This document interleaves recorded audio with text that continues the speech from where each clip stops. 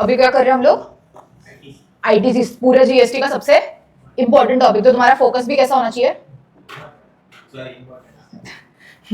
सबसे ज्यादा फोकस रखना है आईटीसी का, ठीक है? इसलिए मैं एकदम पहले ही ले रही हूँ आज के दिन में, फ्रेश दिमाग में जाना चाहिए। इसमें मेनली कितने सेक्शंस करने हैं तुमको? 16, 17 एंड 18, ठीक है? 16 में क्या है, एकदम बेसिक कंडीशंस है कि आईटीसी अगर क्लेम करना है आपको तो क्या क्या होना चाहिए। 17 में एक इंपॉर्टेंट सेक्शन है, दैट इज योर 17(5), जो कि किसकी बात करता है? ब्लॉक क्रेडिट की, कि कब कब आईटीसी नहीं ही मिलेगा। And 18 talks about your certain special circumstances, कि आप अगर जीएसटी में एंटर कर रहे हो तो आईटीसी कैसे मिलेगा। अगर आप जीएसटी से एग्जिट ले रहे हो, यानी कि बाहर जा रहे हो, तो आपका आईटीसी लैप्स हो जाएगा, या उसके साथ क्या क्या होगा ये हम कहां पे देखने वाले? सेक्शन नंबर 18 में। क्लियर है? तो मेन ये 3 सेक्शन है, साथ में हमें क्या पढ़ना है? कुछ कुछ रूल्स पढ़ने हैं, राइट? तो सबसे पहले स्टार्ट किससे करेंगे? सेक्शन नंबर 16 से। तो अभी देखो, इधर आ जाओ यार, रेगुलर छोड़ा, अपन रिवीजन कर रहे हैं ना।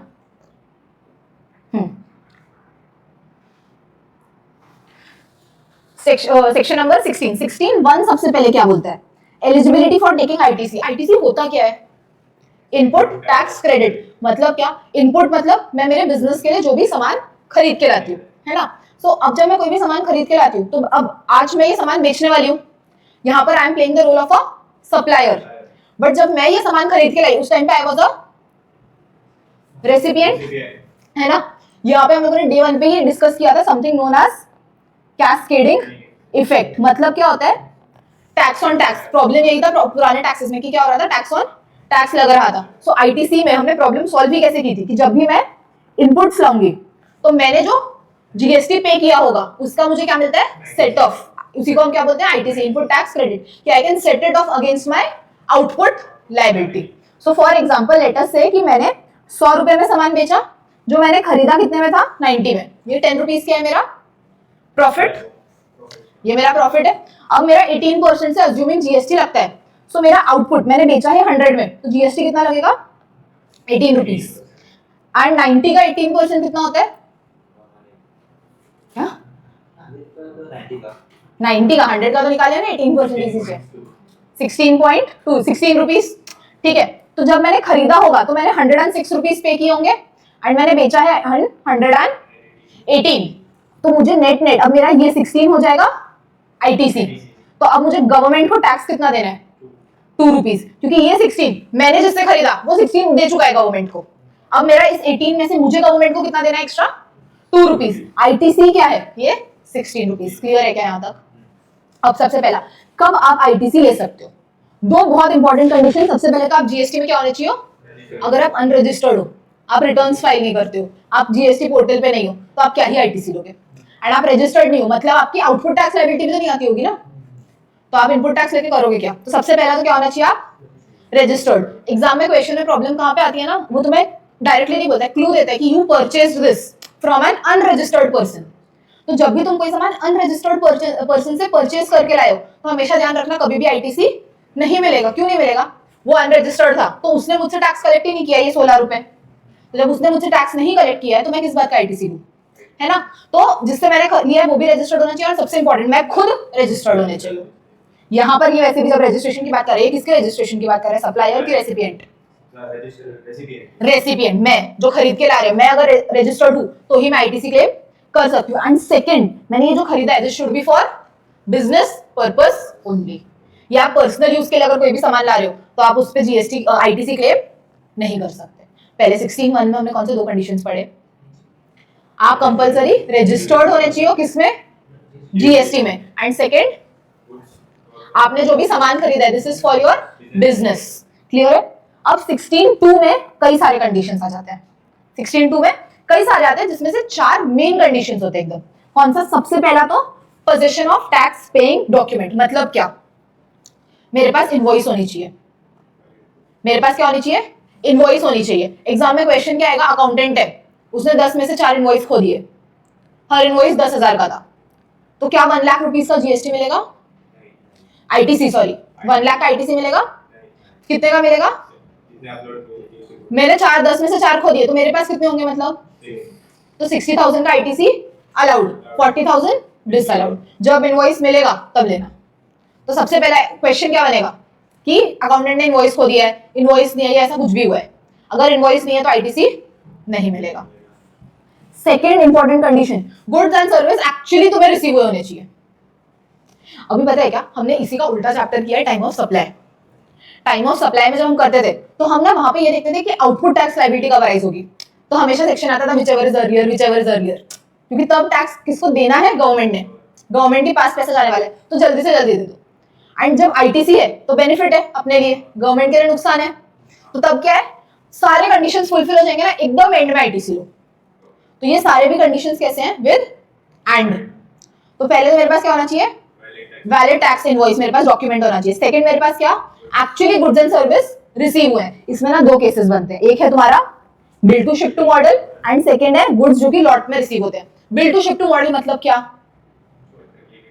याद है वो प्लेस ऑफ सप्लाई में भी किया था, 2-3 जगह पे कर चुके हैं अभी। Bill to ship to model में हम लोग क्या करते हैं, बेसिकली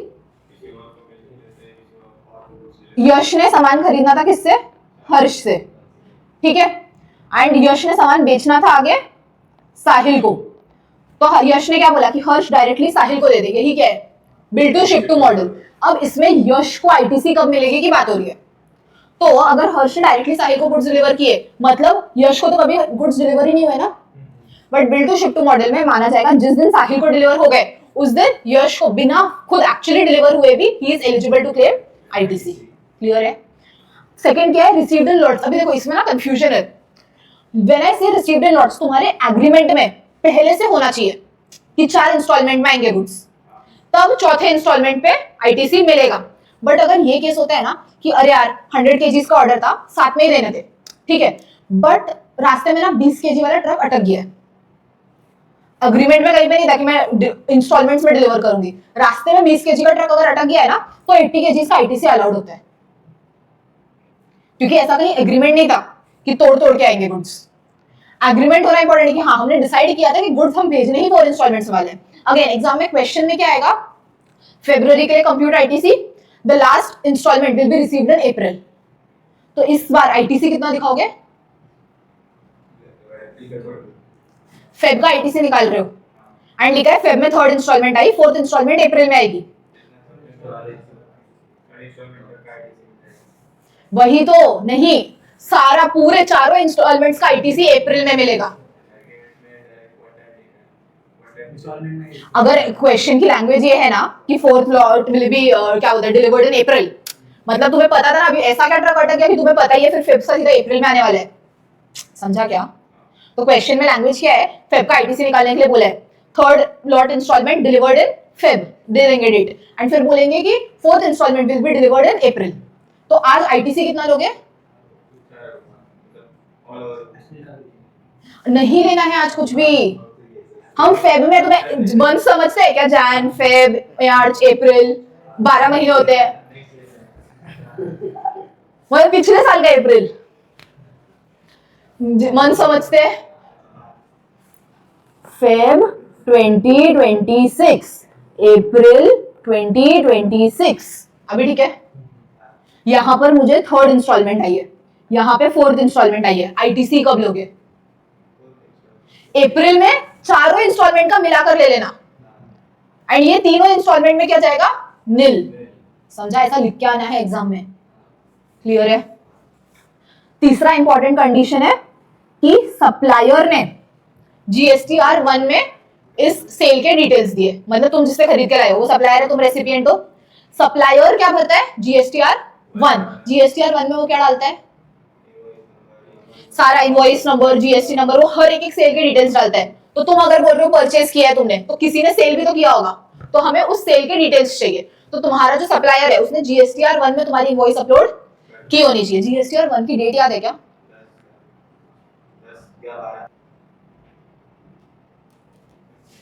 क्या हुआ, 10 और 12 के बीच में, 11th को, 11th ड्यू डेट होती है। मेरा फेब का जो जीएसटीआर 1 है, फेब में जितने भी सेल हुए 11th मार्च तक अपलोड होना चाहिए। समझा क्या, ये समझ रहे क्या तुम्हें कुछ। मेरा जो जीएसटीआर 1 होगा फेब के पूरे, मैंने जो भी 28 फेब तक सेल किया होगा, 11th मार्च तक मुझे जीएसटीआर 1 में अपलोड करना होता है। और ये सामने वाले के कहां रिफ्लेक्ट होता है, 2B में 2B कब तक बन जाता है पता है क्या? कब तक? 14 तक। तो 14 तक सामने वाले केस में दिखता है। एंड फिर मुझे क्या फाइल करना होता है रेसिपिएंट को? 3B।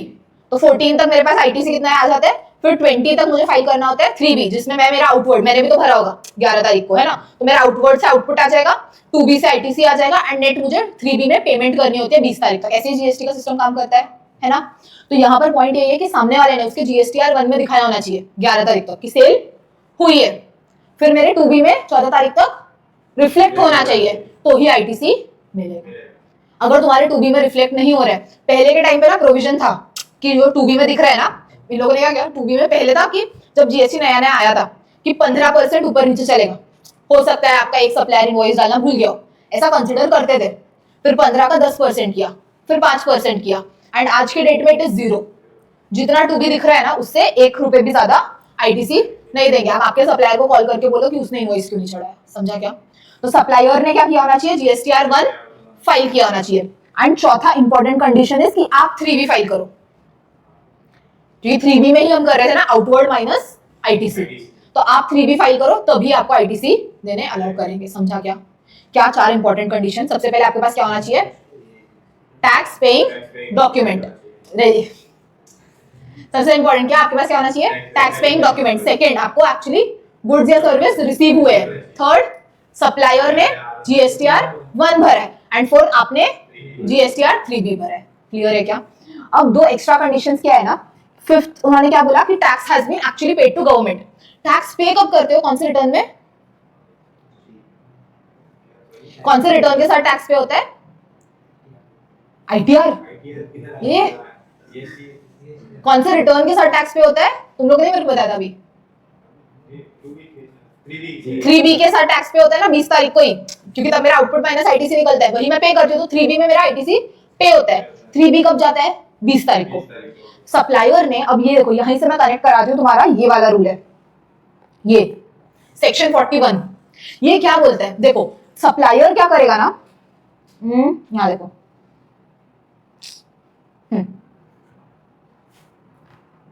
लेटेस्ट से सप्लायर कौन था, यश।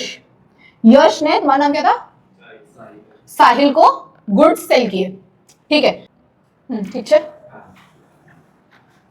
यश ने साहिल को लेट से ₹1 लाख का गुड्स सेल किया, जिसपे उसने जीएसटी कितना लगाया होगा, 18,000, ठीक है। अब यश ने क्या किया, इतनी वाहियात हरकत की है ना कि 11th को, अब ये लेट से सेल हुआ Feb 26 में, ठीक है, 11th मार्च को 26 में क्या किया, जीएसटीआर 1 भर दिया, ठीक है। अब क्या हुआ, इसलिए साहिल के 2B में रिफ्लेक्ट हुआ, साहिल ने क्या किया 3B में आईटीसी ले लिया, 2B में रिफ्लेक्ट हुआ, आईटीसी मिल गया। बट यश ने क्या किया ना, 20 मार्च को जब क्या भरना था, जीएसटीआर 3B, ये नहीं भरा। देख रहे हो क्या हरकत की है, 11th को दिखाया सेल हुई है, ठीक है, और फिर उसके बाद यहां पर सीधा घोस्ट कर दिया, भरा ही नहीं, तब से 3B नहीं भरा, तो एक्चुअली से गवर्नमेंट को पे किया क्या, 1 तुमने भर दिया 11th को, बट 20 के जब 9 दिन बाद 3B नहीं भरा, हाँ हाँ, तो इसने गवर्नमेंट को एक्सेप्ट कर लिया है कि मेरी लायबिलिटी बनती है, बट 20 को पे नहीं कर रहा, समझा हुआ क्या है। बट साहिल ने तो आईटीसी ले लिया क्योंकि 2B में रिफ्लेक्ट हो गया। अब गवर्नमेंट ने क्या बोला, ऐसा नहीं है तुरंत, इतना दरिंदा नहीं है यश, हम यश को थोड़ा टाइम देंगे। तो ये कौन से फाइनेंशियल ईयर का ट्रांजैक्शन है, इतना गेज कर पा रहे हो तुम, दिस इज 25-26, तो ये फाइनेंशियल ईयर खत्म कब होगा, 31 मार्च 26 को। इस फाइनेंशियल ईयर के एंड से जो 30 सितंबर आएगा ना, वहां तक का हम टाइम दे रहे हैं किसको, यश को, यानी कि सप्लायर को, कि ये वाला जो तुम 3B है, ये जो पेमेंट है ना 18,000 का, ये तुम कब तक कर दो, 30 सितंबर 26 तक। अगर इसने 30 सितंबर 26 तक पेमेंट नहीं किया, अब हम साहिल को बोल रहे हैं कि अब 30 सितंबर निकल गई ना, अब तुम्हें इसको क्या करना पड़ेगा, रिवर्स करना पड़ेगा 18,000 के आईटीसी को। कब तक करेगा ये रिवर्स, 30 नवंबर 26। 30 सितंबर तुरंत उस सेम डे में कैसे रिवर्स करेगा, तो हमने इसको भी 2 महीने का टाइम दिया कि तुम क्या करो, 2 महीने का टाइम है, आराम से रिवर्स कर दो। एंड बाद में जिस भी दिन ये दरिंदा रेडी हो गया ना कि यार अब मैं वापस गवर्नमेंट को 18,000 रुपए देने को रेडी हूँ, उस दिन हम तुम्हें भी आईटीसी दोबारा लेने देंगे, समझा क्या? पक्का? बट तब तक क्या? एंड अगर ये भी साहिल भी बिल्कुल यश की कैटेगरी का ही निकला, नहीं कर रहा आईटीसी रिवर्स, तो इसने जिस दिन से आईटीसी यूटिलाइज किया था ना, उस दिन से हम अकॉर्डिंग टू सेक्शन 50 इंटरेस्ट लगाएंगे। याद है कि कुछ पेमेंट ऑफ टैक्स में पढ़ते हैं सेक्शन 50 इंटरेस्ट लगता है, एक इंपॉर्टेंट सेक्शन है पेनल्टी वाला। तो जब दिन से यूटिलाइज किया वहां से ये जब तक रिवर्स नहीं करता ना, इस पे क्या करेंगे? इंटरेस्ट लगाएंगे। कितने परसेंट से लगता है याद है कुछ तुमको?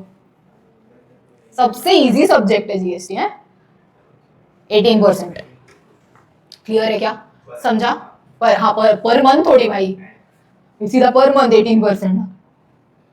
तो क्या बोला है देखो सेक्शन 41 में कि अगर आपका सप्लायर जीएसटीआर 1 तो भर देता है बट क्या करता है 3B नहीं भरता है, तो आपको कब तक? 30 September following end of financial year. तो हमने देखा फाइनेंशियल ईयर 25-26 था, खत्म कब हुआ? 31 मार्च 26। उसके बाद क्या आएगा? सितंबर कब आएगा? 30 सितंबर 26। वहां तक अगर सप्लायर ने पेमेंट यानी कि 3B नहीं भरा तो उस केस में क्या करो आप? आपका आईटीसी रिवर्स करो। कब तक? 30 November of following end of financial year, मतलब 30 नवंबर 26 तक। वरना आप पे क्या करेंगे? इंटरेस्ट लगाएंगे एज पर सेक्शन 50। एंड बाद में एक बार अगर सप्लायर सब्सिक्वेंटली 3B भर देता है तो आप भी आईटीसी को रिअवेल कर लेना। तो यहीं से मेरी 5th कंडीशन क्या आई थी कि tax should be actually paid to the government. सिर्फ जीएसटीआर 1 भरना काफी नहीं है, आपको क्या करना पड़ेगा? एक्चुअली गवर्नमेंट को टैक्स भरना पड़ेगा। एंड लास्ट कंडीशन आपका एक सेक्शन 38 है, उसके हिसाब से रिस्ट्रिक्ट नहीं होना चाहिए। मतलब क्या? देखो सेक्शन 38 में कुछ लोग बोला था कि इन लोगों को आईटीसी नहीं देने देंगे, क्यों? क्योंकि ये डिफॉल्टिंग लोग हैं। तो जैसे इन्होंने क्या बोला कि आपका टैक्स पेबल जीएसटीआर 1 में ज्यादा था, 3B में कमाया। मतलब क्या? यश ने जब जीएसटीआर 1 भरा तो दिखाया कि मेरे मंथ में 1 लाख की सेल हुई है, तो मेरी आउटपुट लायबिलिटी आ रही है 18,000। बट जब 3B भरा ना वहां पे इस 18 को 16,000 लिख दिया, समझा? इसने क्या किया? तो जीएसटीआर 1 में आपका टैक्स ज्यादा आ रहा था और 3B में आपने कम किया, तो अब हम आपको आईटीसी अवेल नहीं करने देंगे एज पर सेक्शन 38। समझा क्या? वैसे ही आपने आईटीसी जो अवेल किया इट इज मोर देन आपका जो 2B में रिफ्लेक्ट हो रहा था। आपके 2B में दिख रहा था आपको 50,000 अलाउड है, आपने ले लिया 60,000, तो अब आपको आईटीसी अवेल ही नहीं करने देंगे। आपने डिफॉल्ट किया इन पेमेंट ऑफ टैक्स, 3B नहीं भरा, ठीक है? तो मैं बता आईटीआर इनकम टैक्स रिटर्न तुम भर सकते हो विदाउट पेमेंट, पे लेटर का ऑप्शन है। रिटर्न फाइल हो गया बट पे बाद में करो। जीएसटीआर में ये ऑप्शन ही नहीं है, you can not file the return without paying. तो अगर आप पे नहीं कर रहे हो ना तो पे लेटर का ऑप्शन नहीं है, फिर आपका रिटर्न ही फाइल नहीं होता है। तो अगर आपने वही पेमेंट ही नहीं किया मतलब आपने रिटर्न भी नहीं भरा है, समझा क्या? या फिर you have defaulted to discharge liability as per rule 86B, इसी चैप्टर में है बट यार एक 86B क्या होता है? अगर आपका टर्नओवर एक लिमिट क्रॉस करता है 50 लाख आपके सेल्स हो रहे हैं मंथ में, तो आपको 99% लायबिलिटी आईटीसी से अलाउड है, बट आपको 1% कंपलसरी कैश में डिस्चार्ज करनी पड़ती है। बट उसके भी 3 एक्सेप्शन है, इसी चैप्टर में अपन करने वाले हैं। थोड़ा थोड़ा याद आ रहा है क्या? 99% वाला रूल है। अगर आपने भाई 100% ले लिया, 100% आईटीसी से किया, 1% नहीं किया, आप एक्सेप्शन में फॉल नहीं करते थे, मतलब आपने डिफॉल्ट किया है, तो भी आपको आईटीसी लेने नहीं देंगे नेक्स्ट मंथ से। एंड एक है आप जब नए रजिस्ट्रेंट होते हो ना तो आपको कई बार ना क्या बोलते हैं गवर्नमेंट एक पीरियड प्रिस्क्राइब कर देती है नए वालों के लिए, ताकि हम आपको पहले समझ लें, जान लें कि आप एक्चुअली आईटीसी लेने के लायक हो या नहीं हो। तो उस पीरियड में आपको आईटीसी लेने नहीं देंगे, ठीक है? समझा क्या? सेक्शन 38 ने बेसिकली कुछ डिफॉल्टिंग लोगों को पॉइंट आउट किया, आउटपुट लायबिलिटी कम भरी, आईटीसी ज्यादा ले लिया, टैक्स ही नहीं भरा, या तो 86B के हिसाब से नहीं भरा, या तो आप नए रजिस्ट्रेंट हो तो प्रिस्क्राइब्ड पीरियड के लिए, इन सारे लोगों को आईटीसी अलाउड नहीं है। तो हमने सबसे पहले देखा सेक्शन 16(1) में हमने 2 कंडीशंस देखे थे। कौन से? आप रजिस्टर्ड होने चाहिए जीएसटी में, एंड दूसरा आपके गुड्स नहीं goods should be for business purpose. फिर हमने 16(2) में 4 मेन प्लस 2 एडिशनल कंडीशंस देखे। 4 मेन कौन से थे? सबसे पहले आपके पास क्या होना चाहिए? Position of tax invoice. Second, goods actually receive होने चाहिए, जिसमें हमने 2 सब कंडीशंस देखे थे। कौन से?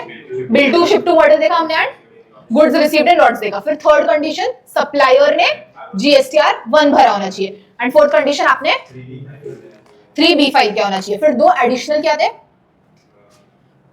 ये जो 1 भरा है इसने एक्चुअली गवर्नमेंट को टैक्स पे किया होना चाहिए, एंड इसी से लिंक करके हमने क्या देख लिया था? सेक्शन 41, जिसमें हमने क्या देखा था कि अगर उसने नहीं भरा है तो कब तक भर सकता है वो maximum tax? 30 September of the end of financial year, following the end of financial year. अगर उसने 30 सितंबर तक नहीं भरा तो रेसिपिएंट को रिवर्स कब तक करना है? 30 November, following the end of financial year. And अगर उसने नहीं किया रिवर्स तो सेक्शन 50 के हिसाब से, यानी 18% पर एनम के हिसाब से इंटरेस्ट लगेगा। ये इंटरेस्ट कब से कब तक लगता है? जिस दिन आपने स्टार्ट, कब से होगा लगना? जिस दिन आपने आईटीसी, नहीं 30 नवंबर से स्टार्ट नहीं होगा। सेक्शन 50 के हिसाब से आपने जिस दिन वो आईटीसी यूटिलाइज किया था, सेट ऑफ लिया था आपने, मतलब आपके आउटपुट के अगेंस्ट, उस दिन से लेकर जब तक आप एक्चुअली रिवर्स नहीं करते वहां तक इंटरेस्ट लगेगा। एंड अगर एक बार बाद में उसने कभी भी, भले 4 साल बाद पे कर दिया, तो फिर आप क्या कर सकते हो? आईटीसी रीअवेल कर सकते हो। क्लियर है क्या? पक्का? एंड फिर हमने लास्ट क्या देखा? 6th कंडीशन, आप सेक्शन 38 के हिसाब से आपको रिस्ट्रिक्टेड नहीं होना चाहिए। सेक्शन 38 में हमने क्या देखा? आउटपुट टैक्स कम दिखाई, या तो आईटीसी ज्यादा दिखाई, या तो टैक्स ही नहीं भरा, या तो टैक्स भरा बट 86 बी के हिसाब से नहीं भरा। ये देखो ना, एकदम फ्लो में याद होनी चाहिए ये चीजें तुम्हारे। इवन जो अब देखो ये कंडीशंस पता होंगी, बट अगर गलती से तुम्हारा नसीब खराब है, थ्योरी क्वेश्चन आ गया तो लिखते नहीं आएंगी इसको याद। तो अभी जैसे 16(2) है, तो मैंने बोला 4 मेन कंडीशन है ना, उसको याद ना थोड़ा सा हैंड जेस्चर से करते जाओ। टैक्स इनवॉइस होनी चाहिए, ठीक है, गुड्स एक्चुअली रिसीव हुए होने चाहिए, उसने जीएसटीआर 1 भरा है, मैंने जीएसटीआर 3 भी भरा है। 4 कंडीशन हुए याद। एंड 5वां कंडीशन तो यहीं से आता है कि सप्लायर ने एक्चुअली भरा होना चाहिए, वहीं से सेक्शन 41 निकल आता है। एंड लास्ट कंडीशन क्या है? 38 के हिसाब से सेक्शन 16(2) वापस 4 कंडीशन इधर क्लास में ही याद होनी चाहिए। सबसे पहला मेरे पास टैक्स इनवॉइस होनी चाहिए, सेकंड गुड्स रिसीव हुए, थर्ड सामने वाले ने जीएसटीआर 1 भरा है, मैंने 3 भी भरा है, फिफ्थ टैक्स एक्चुअली गवर्नमेंट को पे किया है, एंड लास्ट सेक्शन 38। अब सेक्शन 38 के लिए भी 5 चीजें कैसे याद रखोगे? सबसे पहले तो आउटपुट टैक्स कम दिखाया, ठीक है, आउटपुट के अगेंस्ट क्या होता है? आईटीसी ज्यादा दिखाया, या तो टैक्स भरा ही नहीं, या तो भरा बट 86 बी के हिसाब से नहीं भरा। एंड ये क्लास में कंडीशन न्यू रजिस्टर। तो चारों कंडीशन देख रहे हो कितना फ्लो में है। सबसे पहले क्या आता है? आउटपुट टैक्स को तुमने कम दिखाया, उसके अगेंस्ट आईटीसी ज्यादा दिखाया, या तो तुमने टैक्स भरा ही नहीं, या तो भरा बट 86 बी के हिसाब से नहीं भरा। एंड 5वीं अलग सी कंडीशन इज न्यू रजिस्ट्रेंट के लिए फॉर अ प्रिस्क्राइब पीरियड। वापस 38 में कौन सी 5 चीजें?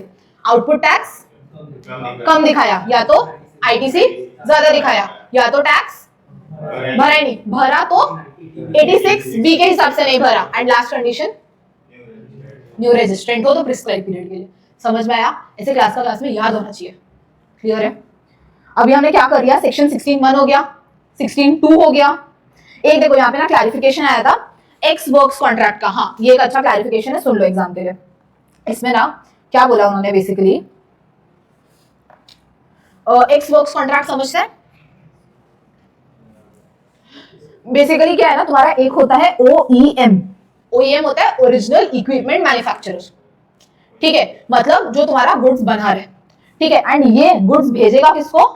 फैक्ट्री वाले को, ठीक है, यहां तक समझा?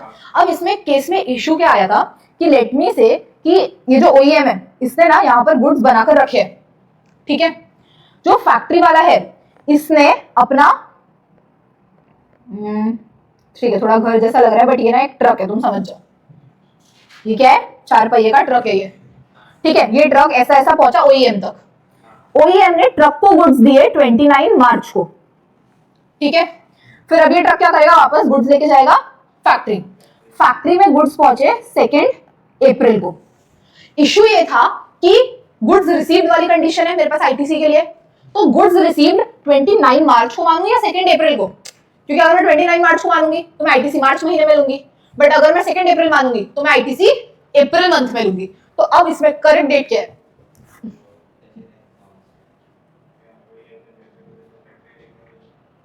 केस समझा? इशू कहां पे था कि मेरा जो मैन्युफैक्चरर है, फैक्ट्री वाले ने इसको अपना ट्रक भेज दिया, ट्रक ने सामान पिक किया 29 मार्च को, फिर ट्रक धीरे धीरे चल के आया 2 अप्रैल को फैक्ट्री वापस पहुंचा। तो किस दिन माना जाएगा कि फैक्ट्री को गुड्स रिसीव हुए हैं, मार्च या अप्रैल? हाँ, हाँ तो कब हुए, मार्च में या अप्रैल में, ये केस था चल रहा है। तो तुम अगर बैठे होते डिसीजन सुनाने तो तुम क्या डिसीजन सुनाते? 2 अप्रैल। ये ट्रक किसका था? फैक्ट्री वाले का। लेटस से तुम्हारा नाम क्या था? श्री, ठीक है। लेटस से श्री ने, ये फैक्ट्री किसकी है? श्री की, ठीक है। ये ट्रक किसका है? श्री का। अज्यूमिंग कि ये ट्रक में श्री खुद बैठा हुआ है, यही चला के लाया ट्रक, ठीक है। इसने ना 29 मार्च को गुड्स यहां से कलेक्ट कर लिया ओईएम से, और फिर इसको याद आया कि अरे मेरा हनीमून बाकी है शादी के बाद, और ये यहां से सीधा चले गया गोवा उसी ट्रक में। माल कहां पे पड़ा है? इस ट्रक में। मस्त इसने यहां पर 1 मंथ टाइम स्पेंड किया, और ये वापस पहुंचा 5 मई को। तो अब तुम क्या बोलोगे? गुड्स 5 मई को रिसीव हुए, क्यों? हनीमून के लिए एक्सेप्शन है। उसके पहले तक तुमने बोला था ना 2 अप्रैल, तो हनीमून पे बात आई तो चेंज कर दिया आंसर। मैंने नहीं बोला था फैक्ट्री का ट्रक है, श्री नाम दिया तो ज्यादा समझ में आया। तो ये ट्रक किसका था? फैक्ट्री का। तो मैं बोलूं इस दिन फैक्ट्री ने गुड्स कलेक्ट कर लिए थे, बिजनेस ने गुड्स ले लिए। अब वो बिजनेस की मर्जी है, वो गुड्स को कहीं भी वो गुड्स को वर्ल्ड टूर पे लेके जाना चाहता है, उसकी मर्जी ना। तो जजमेंट क्या आई? जिस दिन गुड्स हैंडओवर हो गए उस दिन माना जाएगा गुड्स हैव बीन रिसीव्ड। समझा क्या केस? पक्का? देखो, it is clarified that the registered person कौन है यहाँ पर? Shri, dealer, can be considered to have received the goods at the time of handing over the goods by supplier to transporter. यानी कि क्या बोलते हैं, जो ट्रांसपोर्टर, हमारे एग्जांपल में श्री बेटा का उसका ड्राइवर भी चला रहा होता, उसने ट्रांसपोर्टर को दे दिया। अभी फैक्ट्री गेट मैंने वहां पर ले ली फैक्ट्री, बट यहाँ फैक्ट्री मतलब ओईएम की बात हो रही है, समझा? ओईएम की फैक्ट्री। तो उसने अपने गेट पर ट्रांसपोर्टर को हैंडओवर कर दिया ना श्री को गुड्स, तो अब वहां से ऑनवर्ड ट्रांसमिशन उसको जहां लेकर जाना है हो जाए, डायरेक्ट उसको शॉप में लेकर जाना है या नहीं जाना है उसकी मर्जी। कब माना जाएगा गुड्स हैव बीन रिसीव्ड? 29 मार्च। तो अगर एग्जाम में इस पे क्वेश्चन आएगा तो तुम्हारे लिए बहुत बड़ा हिंट है that they will use the word OEM, या they will use the word ex works contract. तो तुम्हें क्लिक होना चाहिए कि ये वाला केस क्रिएट हो रहा है। एंड अब लॉजिक भी मैंने समझा दिया, तुमने खुद जजमेंट दी कि हम 29 मार्च को मानते हैं, तुम्हें लॉजिक भी समझा है में। क्लियर है क्या? क्लैरिफिकेशन? क्लैरिफिकेशन पे इंस्टीट्यूट को सवाल पूछना पसंद है, इंपॉर्टेंट है, ठीक है। फिर ये वाला हमने देखा 38 सेक्शन, 41 भी हमने देख लिया, राइट। अब एक रूल है, रूल नंबर 37। ये रूल पता है क्या बोलता है? इंपॉर्टेंट है ये रूल भी, इसके ऊपर भी इंस्टीट्यूट को सवाल पूछना पसंद है। रूल 37 क्या बोलता है? आपका नाम क्या है? आयुष, चलेगा? ठीक है। लेट अस से कि आयुष क्या है? सप्लायर है, ठीक है। एंड अब इतना डिमांड में चल रहा है, तो निखिल ने क्या किया? आयुष से गुड्स खरीदे, ठीक है। इसने लेट से आयुष से क्या खरीदे? ये वाटर बॉटल बेच दिए, तो ये 100 वाटर बॉटल्स ले गया। या बेटर एग्जांपल, इसने एक लैपटॉप खरीदा। इसने क्या खरीदा? एक लैपटॉप खरीदा, ठीक है। अब गवर्नमेंट क्या बोल रही है ना कि यार अब सपोज ये लैपटॉप अगेन कितना 1 लाख रुपीस का था, इस पे 18,000 का जीएसटी, तो कितना पेमेंट करना चाहिए था निखिल ने? 1,18,000 का, ठीक है। तो अब ये 1,18,000 का पेमेंट निखिल ने करना चाहिए था, तो इन लोगों ने क्या बोला? Credit basis. क्या बोला? Credit basis. निखिल ने इसको वादा किया कि मैं 2 महीने में आके पेमेंट देके जाऊंगा, बट 6 महीने हो गए, निखिल आया ही नहीं आज तक। तो गवर्नमेंट क्या बोल रही है? अगर तुम विद इन 180 डेज पेमेंट नहीं करते हो, कौन सा पेमेंट? ये वाला, तो अलॉन्ग विद टैक्स। तो अब ये जो 18,000 का तुमने जीएसटी ले लिया है ना, आईटीसी, ये आईटीसी रिवर्स कर दो। गवर्नमेंट क्या बोल रही है निखिल को कि तुमने 180 डेज हो गए हैं, अभी तक सप्लायर को पे नहीं किया है, सो अब तुमने आईटीसी जो क्लेम किया था ना 6 महीने पहले, ये आईटीसी रिवर्स कर दो। क्यों आया ये रूल? एक्चुअली बहुत ज्यादा फ्रॉड हो रहे थे। क्या फ्रॉड हो रहे थे? ये जो एक लैपटॉप है, निखिल का बिजनेस है, बट ये लैपटॉप निखिल को नहीं चाहिए था कभी भी। ये लैपटॉप असली में तो श्री को चाहिए था। श्री ने जाके निखिल को पसंद दी कि तू भाई है ना, मेरे पास तो जीएसटी नंबर नहीं है, तो मैं तो आईटीसी क्लेम नहीं कर पाऊंगा, क्योंकि मैंने सेक्शन 16(1) पढ़ा है। 16(1) में आईटीसी लेने के लिए मैं रजिस्टर होना चाहिए, तो मैं तो रजिस्टर नहीं हूँ। एंड इसको लैपटॉप क्यों चाहिए था? गेम खेलने के लिए, श्री को, ठीक है। तो इसने निखिल को बोला कि तेरे बिजनेस पे ले, एंड बाद में मुझे जीएसटी का अमाउंट वापस कर देना तू।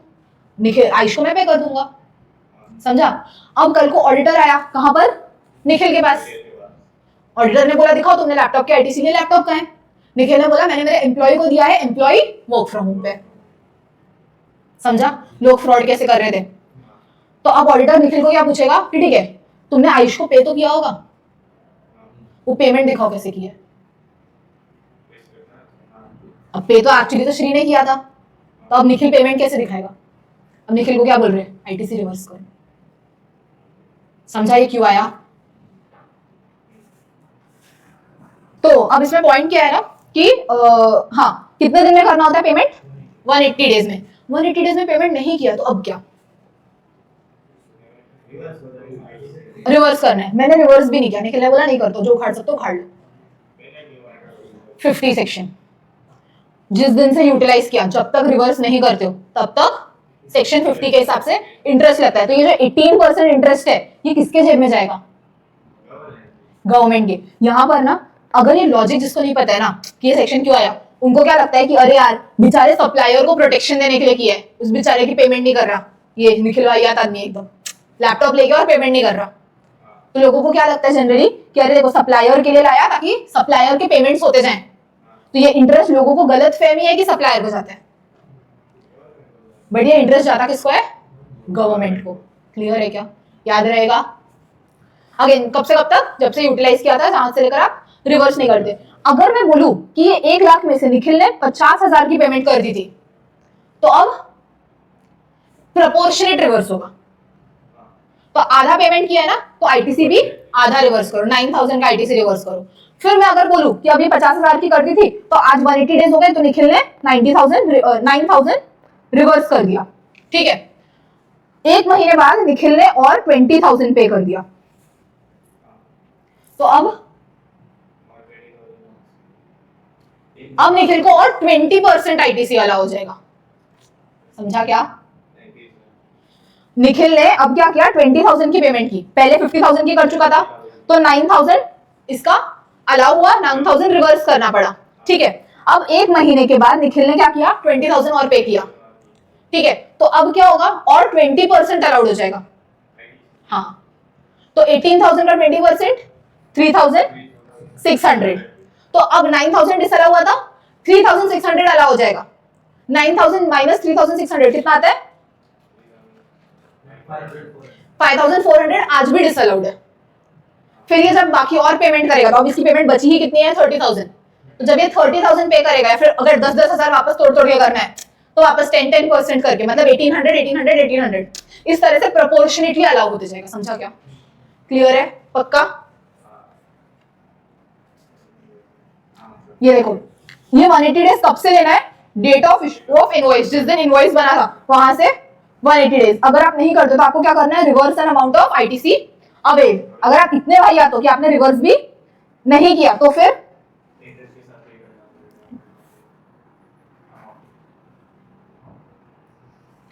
along with interest of interest as per section 50, समझा क्या, 180 डेज। अब इसके ना कुछ एक्सेप्शंस हैं, इसके क्या है, कुछ एक्सेप्शंस हैं। क्या, सबसे पहले अगर आपका आरसीएम वाला केस था, आरसीएम में टैक्स किसने पे किया होता है, रेसिपिएंट ने, तो उस केस में ये वाला सेक्शन अप्लाई होगा ही नहीं। तो अगेन एग्जाम में डायरेक्टली नहीं बोलेंगे, वो बोलेंगे लीगल सर्विस लिया था एंड 180 डेज में पेमेंट नहीं किया। तो तुम्हारा ब्रेन क्लिक होना चाहिए कि लीगल सर्विस तो आरसीएम में टैक्स जाती है, एंड आरसीएम क्या है, इसका एक्सेप्शन है, क्योंकि उसमें मैंने ही तो गवर्नमेंट को टैक्स पे किया था ना, तो फिर मेरा आईटीसी क्यों रिवर्स करो, सप्लायर ने थोड़ी पे किया है गवर्नमेंट को, समझा क्या, पक्का। पहला एक्सेप्शन क्या है। अब सेकंड, तुम्हें शेड्यूल 1 याद है क्या, क्या था शेड्यूल 1 में 4 चीजें, बीए याद है, ऐसा कुछ क्या था आगे, बिजनेस एसेट, फिर रिलेटेड पार्टी, फिर एजेंट प्रिंसिपल, लास्ट में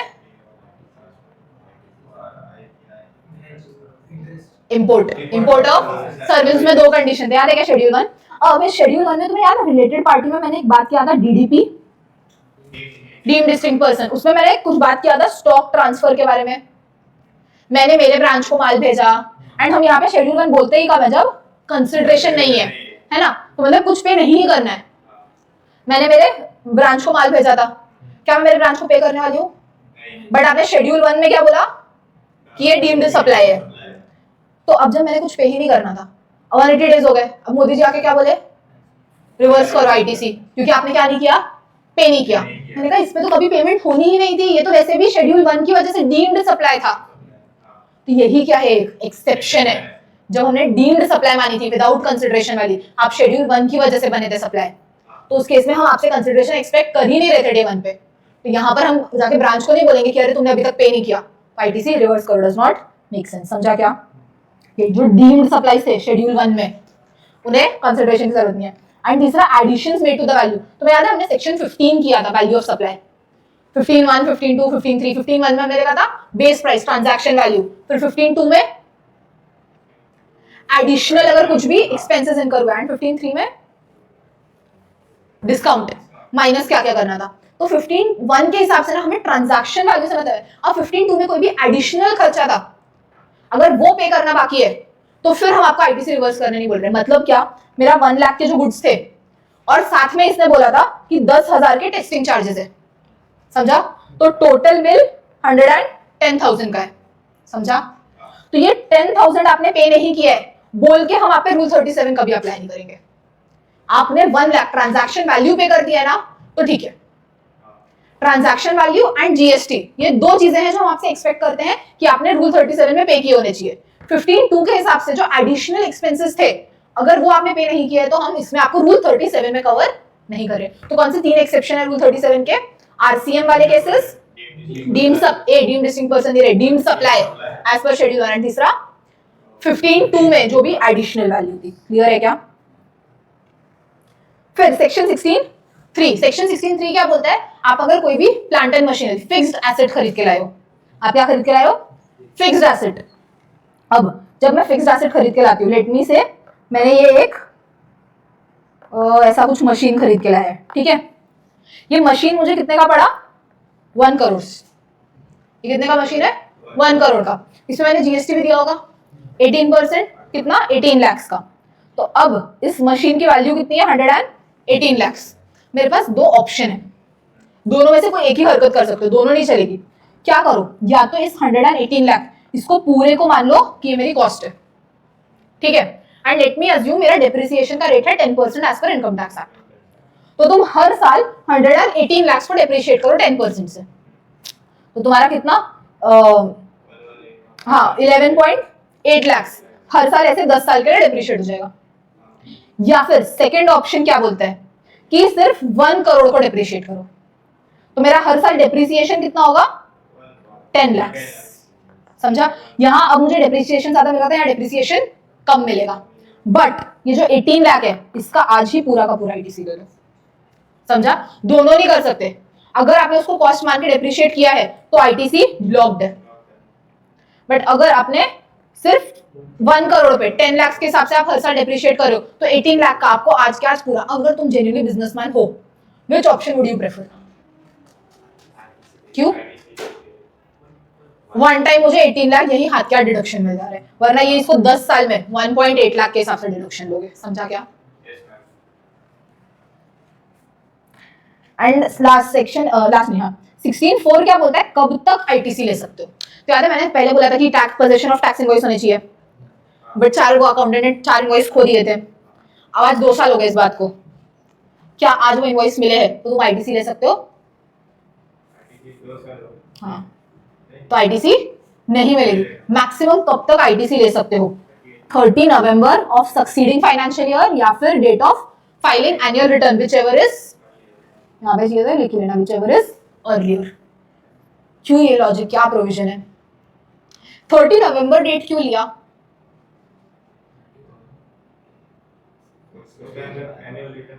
एनुअल रिटर्न की डेट क्या होती है?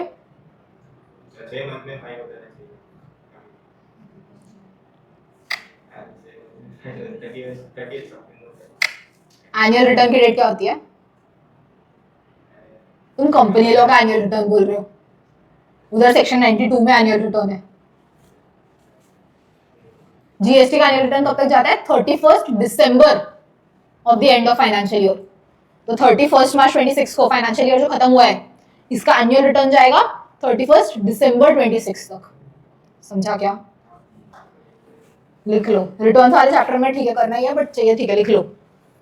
तो यहां पर क्या बोला, अब मेरी इनवॉइस लेट अस अज्यूम थी ऑफ 30 अक्टूबर 2027 की, मैंने जानबूझ के बहुत ही रैंडम डेट लिया है।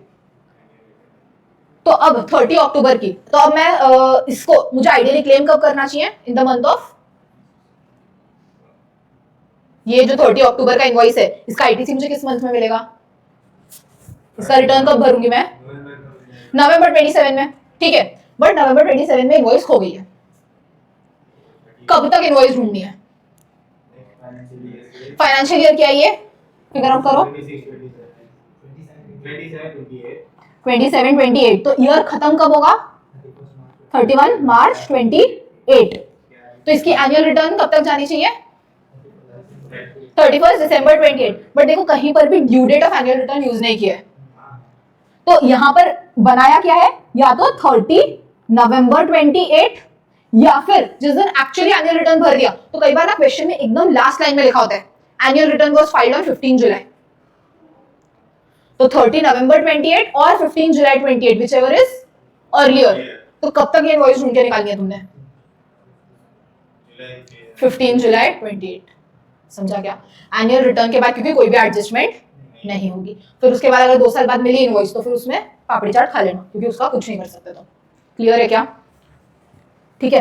वैसे ही एक इन्होंने बोला डेबिट नोट, पता है क्या होता है? डेबिट नोट से वैल्यू बढ़ती है या कम होती है?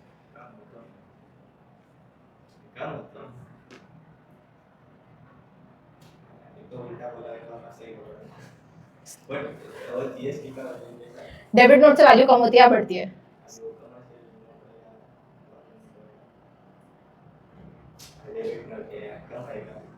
पक्का? डेबिट नोट से वैल्यू बढ़ती है, क्रेडिट नोट से वैल्यू कम होती है। डेबिट नोट से वैल्यू बढ़ती है। इसको ना याद कैसे करना बताती हूँ, मैं जनरली टैक्स इनवॉइस वाले चैप्टर में लेती हूँ बट बोलती हूँ। देखो 2 केसेस है। पहले डे 1 पे क्या हुआ? यश दुकान पे बैठा था अपने पापा के, ठीक है। तो कस्टमर आया, ठीक है। यश ने उसको 100 kg माल सप्लाई किया, ठीक है। यश ने क्या किया? 100 kg माल सप्लाई किया एंड माल की वैल्यू थी लेट्स 10 रुपीज पर केजी, ठीक है। एंड यश ने उससे चार्ज कितना करना चाहिए अब? 1000 रुपीज, ठीक है, प्लस जीएसटी, ठीक है। अब यश क्या कर रहा था ना उसी वक्त जब इनवॉइस बना रहा था, यश को आया मस्त एक कॉल। तो यश क्या कर रहा है? अब साथ में कॉल पे बात कर रहे हैं। तो यश ना इनवॉइस बना रहे साथ में। हाँ, हाउ आर यू? मैं भी अच्छा हूँ। चलो कल कॉफी पे चलेंगे क्या? यस यस, चलते हैं चलते हैं। हाँ चलेगा, चलो सी यू टुमारो। यश ने इनवॉइस बना के दे दी। क्या हुआ यहाँ पे? क्या किया इसने? ये 1 0 भूल गया कॉल के चक्कर में, इसने इनवॉइस बना के दे दी। अब क्लाइंट ने क्या किया? 100 रुपए पे किया और क्लाइंट भी चले गया। शाम को कौन आया दुकान पे? पप्पा आए। पप्पा ने देखा, पप्पा बोले इनवॉइस कितना? क्या हुआ? सुबह से सेल 100 रुपए। पापा देखे दुकान खाली पड़ा है, 100 kg का माल गया है। क्या? 100 kg का माल गया है। हाँ तो गलत ही लिखा ना, माल 100 kg का दिया, इनवॉइस 10 की बनाई। तो पापा ने उस दिन पता है क्या बोले? एक शब्द, मेरे घर में ना बिल्कुल ही डोंकी पैदा हुआ है। क्या हुआ है? डोंकी। डी से डोंकी, डी से डेबिट नोट। अब डेबिट नोट बना और वैल्यू बढ़ा। समझा क्या? समझा? तो डेबिट नोट आप कब बनाते हो? जब आप बेवकूफ थे। आप क्या डोंकी डफर जो भी बोलना है कि आपने आप वैल्यू बढ़ानी है। समझा? वैसे ही अब डे 2 पे क्या हुआ? वापस यश क्या दुकान पे बैठा था, ठीक है। वापस एक कस्टमर आया, ठीक है। कस्टमर ने ऑर्डर प्लेस किया 100 kg का। अब इस बार यश एकदम अटेंटिव है, इस बार आज गाली नहीं सुनूंगा। यश ने क्या किया? 100 kg की इनवॉइस बनाई और 1000 रुपीज का बिल भी बनाया। परफेक्ट काम किया एकदम। इसने बोला यार 100 kg में लेके नहीं जा पाऊंगा, आप भिजवा दो ना घर पे। ठीक है। तो इसने कहा हाँ, अब यश को देखा इनवॉइस एकदम सही है। अब यश कहाँ गया, गोडाउन में माल चढ़वाने के लिए, ठीक है। वहां पर यश को वापस कॉल आया। अब यश क्या कर रहा है, ट्रक में माल लोड कर रहा है, ठीक है। साथ में क्या कर रहा है, कॉल पे मस्त बात कर रहा है। यस, आई होप आपको कल अच्छा लगा कॉफी पे, ठीक है। हाँ yes yes, let's plan it again soon. Yash ने क्या किया, माल चढ़ा दिया। अब ये था 90 kg, ये क्या था 90 kg। अब इससे क्या गलती हुई है, इसने माल कम भेजा, वैल्यू ज्यादा चार्ज की है। इसने यहाँ पर क्या ट्राई किया है कि ये कस्टमर को क्या ये बना रहा है, चुल्लू बना रहा है।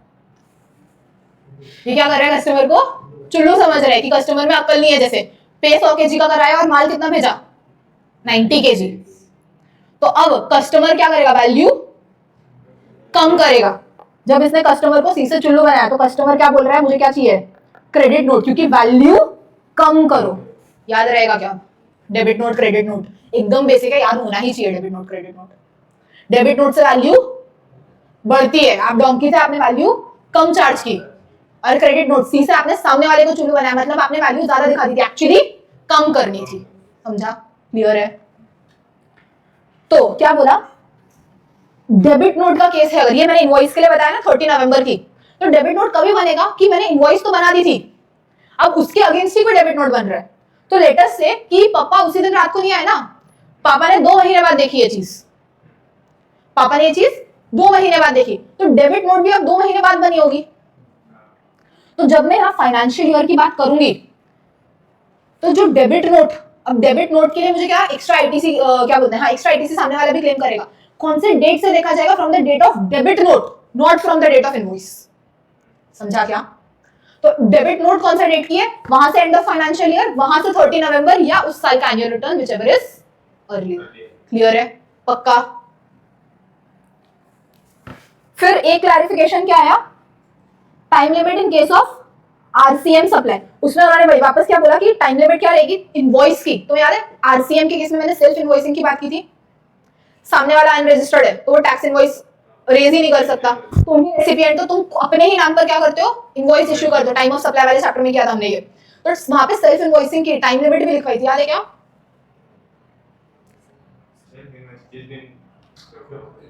इनवॉइस कब तक बन जाना चाहिए, जब सर्विस दिया वहां से विद इन 30 डेज, है ना। तो यही वहां पे लिखा कि as per section 31(3)(f this is nothing but वही वाला सेक्शन जो हमने पढ़ा था कि 30 डेज ऑफ सर्विस में इनवॉइस बन जानी चाहिए, वहां तक इनवॉइस बन जानी चाहिए। एंड अगेन यही टाइमलाइन रहेगी कि जिस दिन इनवॉइस बनी वहां से फाइनेंशियल ईयर एंड हुआ, वहां से 30 नवंबर या date of filing annual return whichever is earlier. Clear है क्या, पक्का।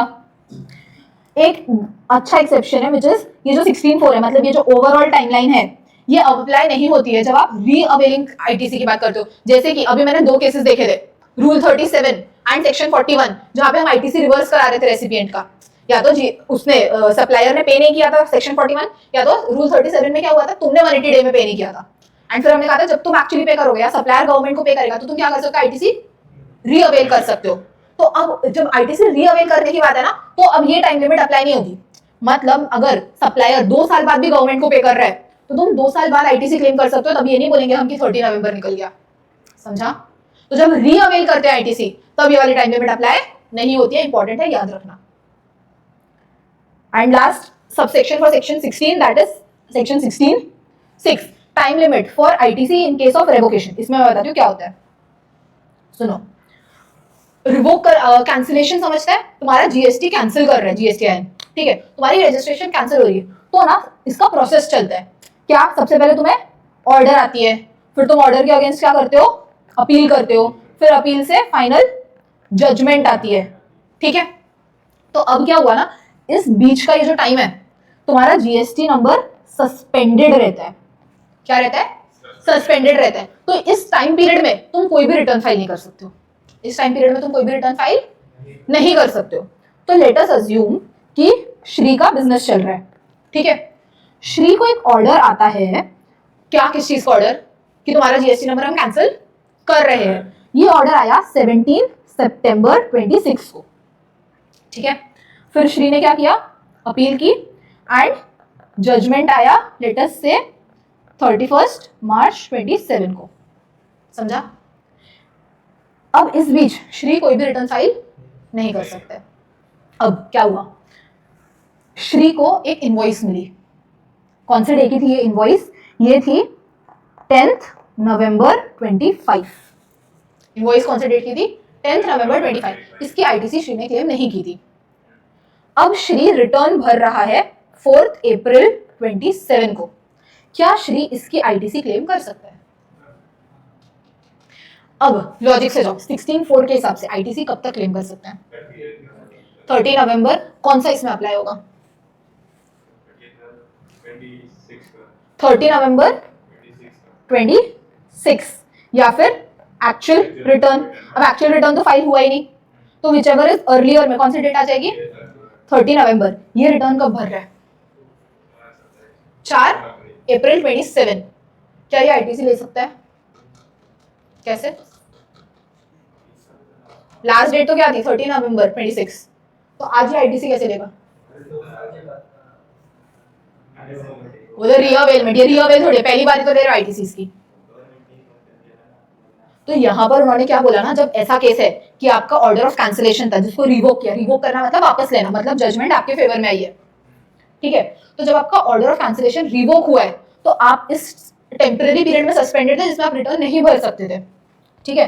तो अगर आपका ये जो ऑर्डर आ गया ना जजमेंट, यहां से अगर आप विद इन कितने दिन 30 डेज रिटर्न भरते हो तो ही आपको पुराने वाले आईटीसी लेना अलाउ करेंगे। समझा क्या? बट शर्त क्या है? आपने रिटर्न कितने दिन में भरा है? जजमेंट आने से विद इन 30 डेज। अगर यही रिटर्न ये भरता 4 मई 27 को तो क्या ये आईटीसी लेने देते हम? नहीं। समझा? क्लियर है? अब एक और केस, लेट अस अज्यूम ये कब भर रहा है? 4 अप्रैल को। अब इसको क्या लगा कि जब गंगा बह रही है तो लगे हाथ पुराने पाप धो ही लेते हैं।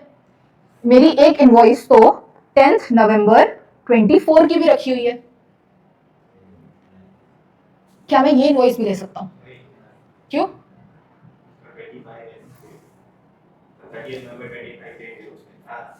तो इसको डिफाइन कैसे करेंगे कि आपको विद इन 30 डेज, पहली कंडीशन है हमारी, और विद इन 30 डेज में भी आपको कौन सा आईटीसी लेने देंगे? शर्तियों ये आईटीसी आपको जिस दिन ऑर्डर आया ना उस दिन तो आप एलिजिबल थे लेने के लिए। तो ये जो 10 नवंबर वाली इनवॉइस है 25, ये क्या 17 सितंबर को एलिजिबल था? इसका ईयर कब खत्म हुआ होगा? 31 मार्च 26। वहां से लेटेस्ट अज्यूम इसने अभी तक एनुअल रिटर्न तो नहीं भरा है, तो 30 नवंबर तक ले सकता था ये। 30 नवंबर 26 मतलब जिस दिन ऑर्डर आया तो ये एलिजिबल था, तो ये वाली इनवॉइस इसको अलाउ हो जाएगी अगर ये 30 डेज में रिटर्न फाइल कर देता है। बट ये जो 10/11/24 की इनवॉइस है, क्या ये 17 सितंबर को भी एलिजिबल था लेने के लिए? क्योंकि इसकी डेट तो कब लैप्स हो गई होगी? 30 नवंबर 25 या फिर जब तब एनुअल रिटर्न फाइल की होगी, है ना। तो ये तो लैप्स हो ही चुका था, तो इसका आईटीसी नहीं मिलेगा। तो दो कंडीशन समझे ऐसे केस में कि जब आपका रिवोक होता है ऑर्डर ऑफ कैंसिलेशन तो आपको पहला तो जजमेंट से with in 30 days return file करना है, एंड दूसरा जिस दिन आपका ऑर्डर ऑफ कैंसिलेशन आया था आप उस दिन भी एलिजिबल थे ना अगर आईटीसी लेने के लिए, तो दिस इज वेरी लॉजिकल। समझ में आ रहा है कि तो ही फिर आपको आपका, क्योंकि टेम्पररी सस्पेंड किया हुआ था, आप रिटर्न नहीं भर पाए।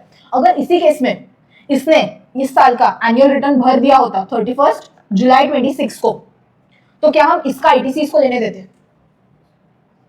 10/11/25 का मैंने क्या किया था? एनुअल रिटर्न 31 जुलाई 26 को भरा था, तो क्या 10/11/25 वाली इनवॉइस में ले सकती थी 4 अप्रैल को भरते हुए? देखो अब इसके लिए मेरे लिए टाइम लिमिट क्या हो गया? 16/4 10/11/25, या तो date of filing annual return और 30 November whichever is earlier. Earlier कौन सा है? 31 जुलाई। तो मैं मैक्सिमम कब तक ले सकती थी? 31 जुलाई। तो क्या मैं 17 सितंबर को भी एलिजिबल थी? इनएलिजिबल हो गई थी। मैक्सिमम डेट क्या हो गई थी मेरे लिए? 31 जुलाई। तो मैं इधर भी इनएलिजिबल ही थी ना, तो अब यहाँ पर भी आईटीसी नहीं मिलेगा। समझा क्या? पक्का? तो 16/4 की पूरी कंडीशंस अगर सैटिस्फाई हो रही थी ऑर्डर ऑफ कैंसिलेशन वाले दिन तो ही आपको देंगे अगर आप जजमेंट से 30 डेज में रिटर्न फाइल करते हो। क्लियर है? सारे केसेस मैंने बता दिए इसके। क्या बोला देखो, जो आपका पीरियड होता है कौन सा? डेट ऑफ कैंसिलेशन से लेकर रेवोकेशन आने तक, तब तक आपका क्या हो जाता है? पोर्टल ये ठीक है, is cancel and subsequently return for the period can not be file. आप यहाँ पे रिटर्न फाइल नहीं कर पाते हो पोर्टल पे, तो इसलिए क्या किया है? टाइम लिमिट 16/4 की एक्सटेंड की है। कितना एक्सटेंड की है? कि आपका जो रिटर्न होगा should be with in 30 days of revocation of cancellation, मतलब जो जजमेंट आई ना रिवोक करने वाली, वहां से विद इन 30 डेज आपको क्या करना है, रिटर्न फाइल करना है। सब्जेक्ट टू, कंडीशन क्या है कि time limit of ITC in respect to जिस इनवॉइस या डेबिट नोट की बात हो रही है under 16(4) had not expired on date of cancellation, यानी कि 17 सितंबर को भी तुम एलिजिबल थे एज पर 16(4), तो ही हम अलाउ करेंगे अगर तुम जजमेंट के with in 30 days return file करते हो। क्लियर है क्या सेक्शन? तो हमारा सेक्शन 16 क्या होता है पूरा। सेक्शन 16 में हमने क्या देखा, 16(1) दो कंडीशन, रजिस्टर होने चाहिए जीएसटी में और बिजनेस के लिए होने चाहिए। फिर 16(2) में हमने 4+2 कंडीशंस देखे थे। सबसे पहला टैक्स इनवॉइस का पोजीशन होना चाहिए, सेकंड गुड्स रिसीव हुए होने चाहिए, थर्ड R1 फाइल आना चाहिए बाय सप्लायर, एंड फोर्थ मैंने 3B फाइल किया है, फिफ्थ गवर्नमेंट को एक्चुअली टैक्स पे होना चाहिए। इसी से हमने एक सेक्शन लिंक किया था, कौन सा, 41 जहां पे हमने क्या बोला था, सप्लायर ने कब तक पे करना चाहिए, 30 September following the end of financial year. अगर वो नहीं करता है तो तुम कब तक रिवर्स करोगे, 30 November following the end of financial year. अगर तुमने रिवर्स नहीं किया तो सेक्शन 50 के हिसाब से इंटरेस्ट लगेगा, एंड अगर क्या बोलते हैं बाद में सप्लायर ने पे कर दिया तो यू कैन रीअवेल आईटीसी, एंड इस रीअवेलमेंट पे सेक्शन 16(4) की टाइम लिमिट अप्लाई नहीं होगी। एंड सिक्स कंडीशन क्या थी 16(2) में 38 के हिसाब से रिस्ट्रिक्टेड। अब 38 में आते 5 कंडीशन थे।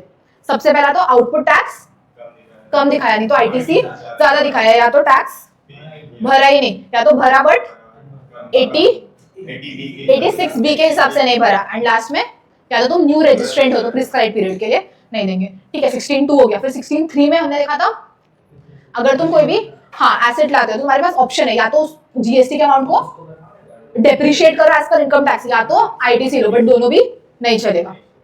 16(4) में हमने टाइम लिमिट देखी इनवॉइस या डेबिट नोट के लिए, तो जिस साल में वो इनवॉइस इशू हुआ था या डेबिट नोट इशू हुआ था वहां से एंड ऑफ फाइनेंशियल ईयर से 30 नवंबर और date of filing actual annual return whichever is earlier. ठीक है, 16(5) या 16(6) हमने क्या देखा लास्ट, अगर तुम्हारा कैंसिलेशन रिवोक होता है तो उस केस में आईटीसी आप क्लेम कर सकते हो। पहली शर्त क्या है, आपने रेवोकेशन के ऑर्डर से with in 30 days return file किया, सब्जेक्ट टू आपका ऑर्डर ऑफ कैंसिलेशन पे 16(4) का टाइम लिमिट एक्सपायर नहीं हुआ था। क्लियर है? एंड एक हमने देखा रूल 37, दैट इज आपने एज अ रेसिपिएंट सप्लायर को पे करना है विद इन 180 डेज। 180 डेज में अगर पे नहीं किया तो आईटीसी रिवर्स करना पड़ेगा, वरना सेक्शन 50 के हिसाब से इंटरेस्ट। इसके 3 एक्सेप्शन है, डीम्ड सप्लाई, आरसीएम 15(2) के हिसाब से जो भी एडिशनल वैल्यू थी एक्सपेंसेस की वो वाली। अब आ जाओ सेक्शन 17 पे। 17 क्या बोलता है, अपॉर्शनमेंट ऑफ क्रेडिट। इसमें सबसे पहले 17(1) और 17(2) ने क्या बोला ना, देखो फंडामेंटल प्रिंसिपल यही है आईटीसी का कि बिजनेस पर्पस के लिए अगर लिया है इनपुट तब देंगे जब तुम आउटपुट जनरेट करने वाले हो। तो आईटीसी उन्हीं चीज का लो जहां से आउटपुट टैक्स लायबिलिटी आने वाली है। अगर तुम पर्सनली यूज कर रहे हो तो तुम आउटपुट टैक्स नहीं जनरेट करोगे तो आईटीसी मत लो। वैसे ही अगर तुम्हारी सप्लाई एग्जेम्प्ट है, अगर मेरी सप्लाई एग्जेम्प्ट है तो मैं जीएसटी नहीं चार्ज करूंगी लोगों से, तो मेरा आउटपुट टैक्स नहीं आएगा। इधर देखो, अगर मेरी सप्लाई एग्जेम्प्ट है तो मैं आउटपुट टैक्स नहीं चार्ज करूंगी, आउटपुट टैक्स लायबिलिटी जनरेट नहीं होगी तो आईटीसी भी मत लो। समझा क्या? तो देखो उन्होंने क्या बोला, अगर आप टैक्सेबल सप्लाईज में हो तो पूरा आईटीसी आपको जैसे नॉर्मल कंडीशंस के साथ है ले लो। समझा क्या? क्या बोला, अगर आप टैक्सेबल सप्लाई में हो तो पूरा आईटीसी ले लो, बट अगर आप एग्जेम्प्ट सप्लाई में हो तो आपको आईटीसी नहीं लेना। आपके लिए क्या है, ब्लॉक्ड क्रेडिट। मैं थोड़ा टैक्सेबल और थोड़ा एग्जेम्प्ट मिक्स, मेरा कुछ सप्लाई टैक्सेबल है कुछ एग्जेम्प्ट है, तो आपको प्रोपोर्शनेट करना पड़ेगा। कैसे प्रोपोर्शनेट करोगे, आई विल सी मेरा टर्नओवर कितना है। तो लेट अस से मैंने 40 लाख के टैक्सेबल सप्लाई किया है एंड 20 लाख का एग्जेम्प्ट सप्लाई किया है। मेरा इस पूरे महीने में आईटीसी कितना आ रहा है, लेट अस से 1 लाख। समझा? तो अब इस 1 लाख को 4:2 के रेशियो में डिवाइड कर दो, यानी 2:1, तो 66,000 अलाउड है और 33,000 ब्लॉक्ड है। समझा क्या? सेम लॉजिक, अगर आप बिजनेस पर्पस के लिए कर रहे हो तो पूरा आईटीसी, अगर पर्सनल के लिए कर रहे हो तो ब्लॉक्ड है। एंड वैसे ही थोड़ा बिजनेस थोड़ा पर्सनल, प्रोपोर्शनेट इसी तरह से आपको डिवाइड करना पड़ेगा। समझा क्या? पक्का? इसका एक एक्सेप्शन होता है, पता है एग्जेम्प्ट वाले का, अगर आप एक्सपोर्ट करते हो, एक्सपोर्ट पे जीएसटी नहीं लगता, पता है, क्योंकि हम फॉरेन करेंसी इंडिया में लाना प्रमोट करना चाहते हैं, तो हम उस पर जीएसटी नहीं लगाते। बट एक्सपोर्ट में आईटीसी मिलता है, इवन तो मैं आउटपुट जनरेट नहीं कर रही हूँ। तो अगर मैं एक्सपोर्ट कर रही हूँ, या even if I am supplying to SEZ, इसको ही हम बोलते हैं जीरो रेटेड सप्लाई, तो इस पे मुझे आईटीसी मिलता है। एक एग्जांपल लेते हैं, ठीक है, थोड़ा सा डिटेल में जा रही हूँ मैं ये कॉन्सेप्ट में। लेटेस्ट से तुम पेन बनाते हो और तुम पेंसिल बनाते हो, गवर्नमेंट ने पेन बोला है टैक्सेबल सप्लाई, एग्जांपल है, एंड पेंसिल एग्जेम्प्ट सप्लाई है, समझा? Pen is a taxable supply, pencil exempt है। तो और मैं दोनों बनाती हूँ, तो मुझे प्रोपोर्शनेट मिलना चाहिए। अब देखो, मेरा डोमेस्टिक सप्लाई, मैंने पेन सेल किया है 40 लाख रुपीस का, पेंसिल सेल की है 30 लाख की, ठीक है। मैंने कुछ एक्सपोर्ट भी किए हैं, मैंने पेन एक्सपोर्ट किया है 20 लाख का, एंड मैंने पेंसिल एक्सपोर्ट की है 15 लाख की। समझा क्या हुआ है? अब मुझे बताओ, अब मेरे पास आईटीसी पड़ा है इस महीने 10 लाख, कितना अलाउड है और कितना डिसअलाउड है? पेंसिल एग्जेम्प्ट है और पेन टैक्सेबल है।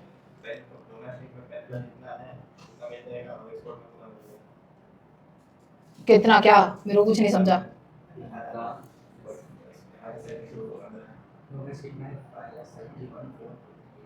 देखो, मेरे को क्या करना है, अगर मुझे जानना है कितना डिसअलाउड है, तो मैं बोल सकती हूँ क्या, exempt turnover upon total turnover, तो मुझे परसेंटेज मिल जाएगी कितना डिसअलाउ करना है, ठीक है। तो मेरा टोटल टर्नओवर दिख रहा है क्या, 40 प्लस 30 प्लस 20 प्लस 15, कितना हो गया?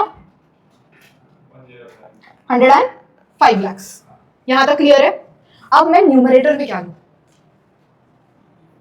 तो मेरी एग्जेम्प्ट सप्लाई, एग्जेम्प्ट क्या है, पेंसिल है, तो पेंसिल से कितना टर्नओवर हुआ है, 45 लाख, तो मैं यहां पर 45 लाख ले लूं, क्यों?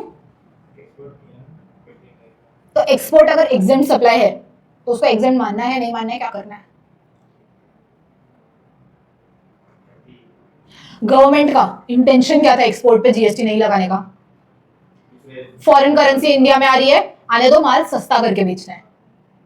तो अगर मैं ये लॉजिक से जाऊं, इंटेंशन समझ गया मैंने लॉ मेकर का, तो मैं क्या चाहूंगी, यहां पेंसिल महंगी हो जाए, क्योंकि ये मुझे फॉरेन करेंसी लाके देगी या नहीं?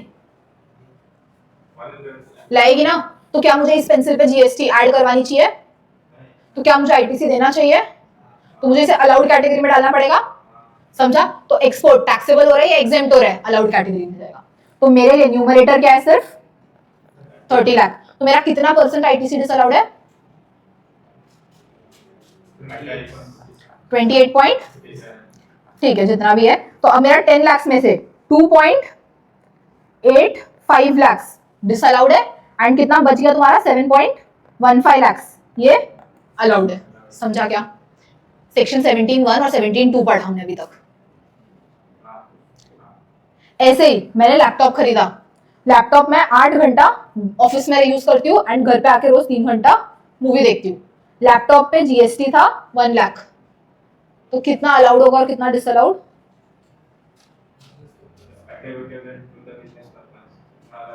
निकालो ना, इतना क्या तुम्हें तुम्हारे फिंगर्स को आराम देना है?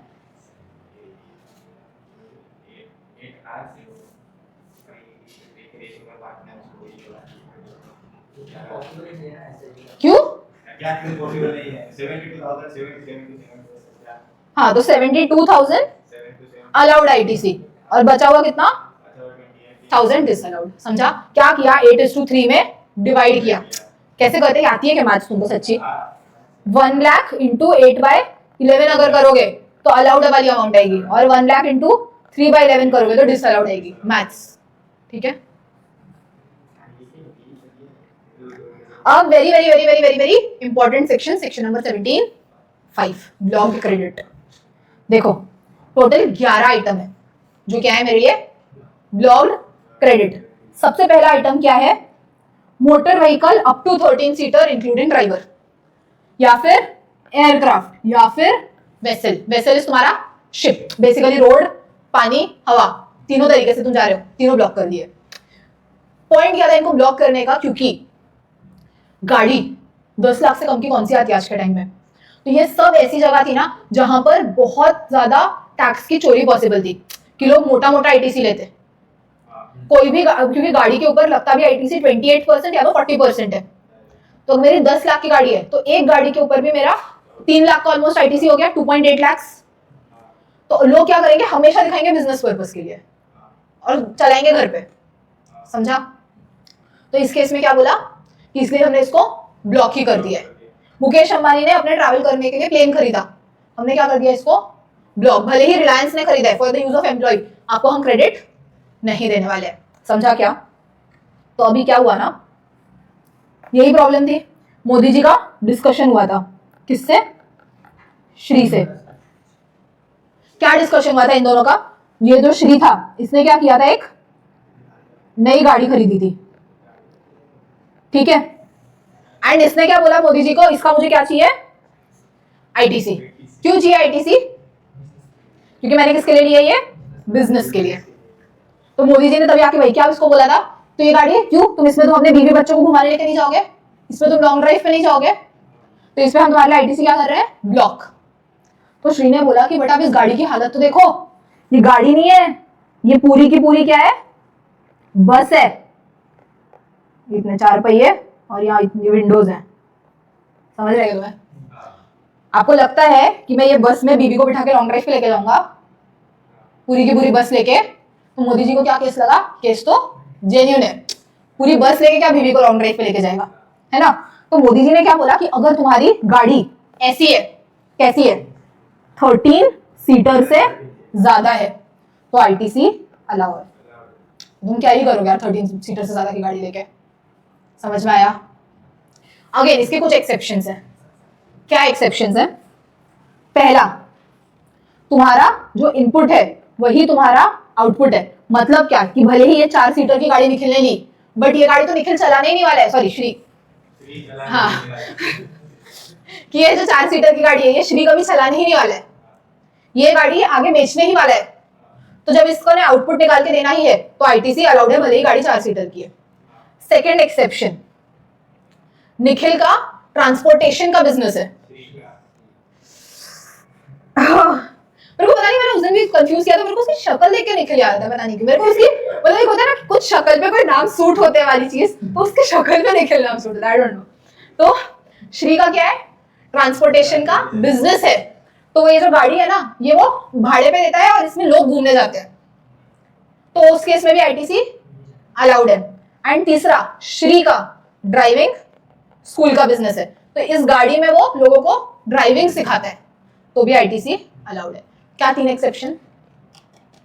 तुम्हारा गाड़ियों का ही बिजनेस है, तुम इसी में डील करते हो, या तो तुम ट्रांसपोर्टेशन ऑफ पैसेंजर या गुड्स में हो, या तीसरा तुम ड्राइविंग स्कूल चलाते हो। एंड ये तीनों पे अप्लाई होता है। मोटर व्हीकल है, एयरक्राफ्ट है, वेसल है, तुम या तो तीनों का बिजनेस में ही हो, बेचने वाले हो आगे, या तो तुम ट्रांसपोर्टेशन, तो अब तुम भले ही प्लेन से ट्रांसपोर्टेशन कराते हो या इवन वेसल से भी ट्रांसपोर्टेशन कराते हो तो भी आईटीसी अलाउड।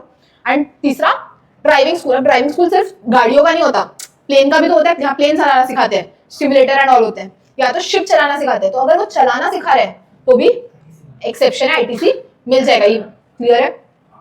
अभी जो 13 सीटर है ना ये सिर्फ मोटर व्हीकल में लिखा है, एयरक्राफ्ट और वेसल में पॉइंट लिखा ही नहीं है, बिकॉज उससे छोटा क्या ही बनता है, तो वहां पर लिखा ही नहीं है। अब कुछ चीजें हैं जिसको हम मोटर व्हीकल नहीं मानते हैं, याद है? कुछ चीजें हैं जिनको मोटर व्हीकल नहीं माना जाता है। पहला है तुम्हारी बाइसाइकिल, इसे हाँ, या तो तुम्हारा 25 सीसी से कम का स्कूटर है, इनको हम मोटर व्हीकल ही नहीं मानते हैं। क्लियर है? तो तुमने साइकिल खरीदी, उसपे तुम और तुम्हारी बीवी 2 ही लोग बैठ पा रहे हो तो भी आईटीसी मिल जाएगा। समझ में आया? हाँ, क्योंकि ये मोटर व्हीकल ही नहीं है ना, मोटर व्हीकल पे ब्लॉक्ड है, बट ये तो मोटर व्हीकल ही नहीं है। समझा? हाँ, एक्सेप्शन का एक्सेप्शन है ये। अभी देखो डेमो व्हीकल्स के लिए क्लैरिफिकेशन आया था। डेमो व्हीकल समझते क्या होता है? होंडा का शोरूम है, गाड़ियां डिस्प्ले पे रखे, टेस्ट ड्राइव के लिए डेमो के लिए दिया, क्या इस पे आईटीसी मिलेगा? तो क्लैरिफिकेशन आया कि मिल जाएगा बिकॉज इवेंचुअली बिजनेस पर्पस में यूज हो रहा है। क्लियर है क्या? सेकेंड पॉइंट है तुम्हारा इंश्योरेंस, सर्विसिंग, रिपेयर, इन्हीं का व्हीकल, एयरक्राफ्ट, वेसल का। क्या इनका इंश्योरेंस, रिपेयर, मेंटेनेंस ये सब करवाया, उस पे जीएसटी लगा, उसका आईटीसी मिलेगा? मिल जाएगा अगर उस व्हीकल का आईटीसी अलाउड था। समझा? अगर व्हीकल ही ब्लॉक्ड वाली थी तो उससे रिलेटेड सब कुछ ब्लॉक्ड, बट अगर व्हीकल पे अलाउड था ना, गिवन अभी ऊपर के कंडीशंस पढ़ के, तो उसका इंश्योरेंस, रिपेयर, मेंटेनेंस कुछ भी खर्चा है उसका भी आईटीसी मिल जाएगा। तीसरा, कुछ सर्विसेज बोले कि अगर आप ये सर्विसेज लेते हो तो हमेशा ब्लॉक्ड। कौन से? Food and beverages, beauty treatment, cosmetic, plastic surgery, या तो यही आपने लीजिंग हायरिंग ये किया मोटर व्हीकल्स एंड ऑल का, ठीक है, या तो आपने लाइफ इंश्योरेंस, हेल्थ इंश्योरेंस, ये कुछ भी लिया, ये सब क्या है? Block credit. मतलब मेरा बिजनेस के 25 साल कंप्लीट हुए तो मैंने पार्टी रखी, तो उसमें मैंने खाना पीना रखा, तो मैंने केटरर बुलाया, केटरर ने मुझे बिल दिया, बिल में उसने जीएसटी लगाया, क्या मैं आईटीसी ले सकती हूँ? मेरा बिजनेस के 25 साल हुए इसलिए था पार्टी, बिजनेस में यूज हुआ है। मैंने मेरे क्लाइंट को खाना खिलाया,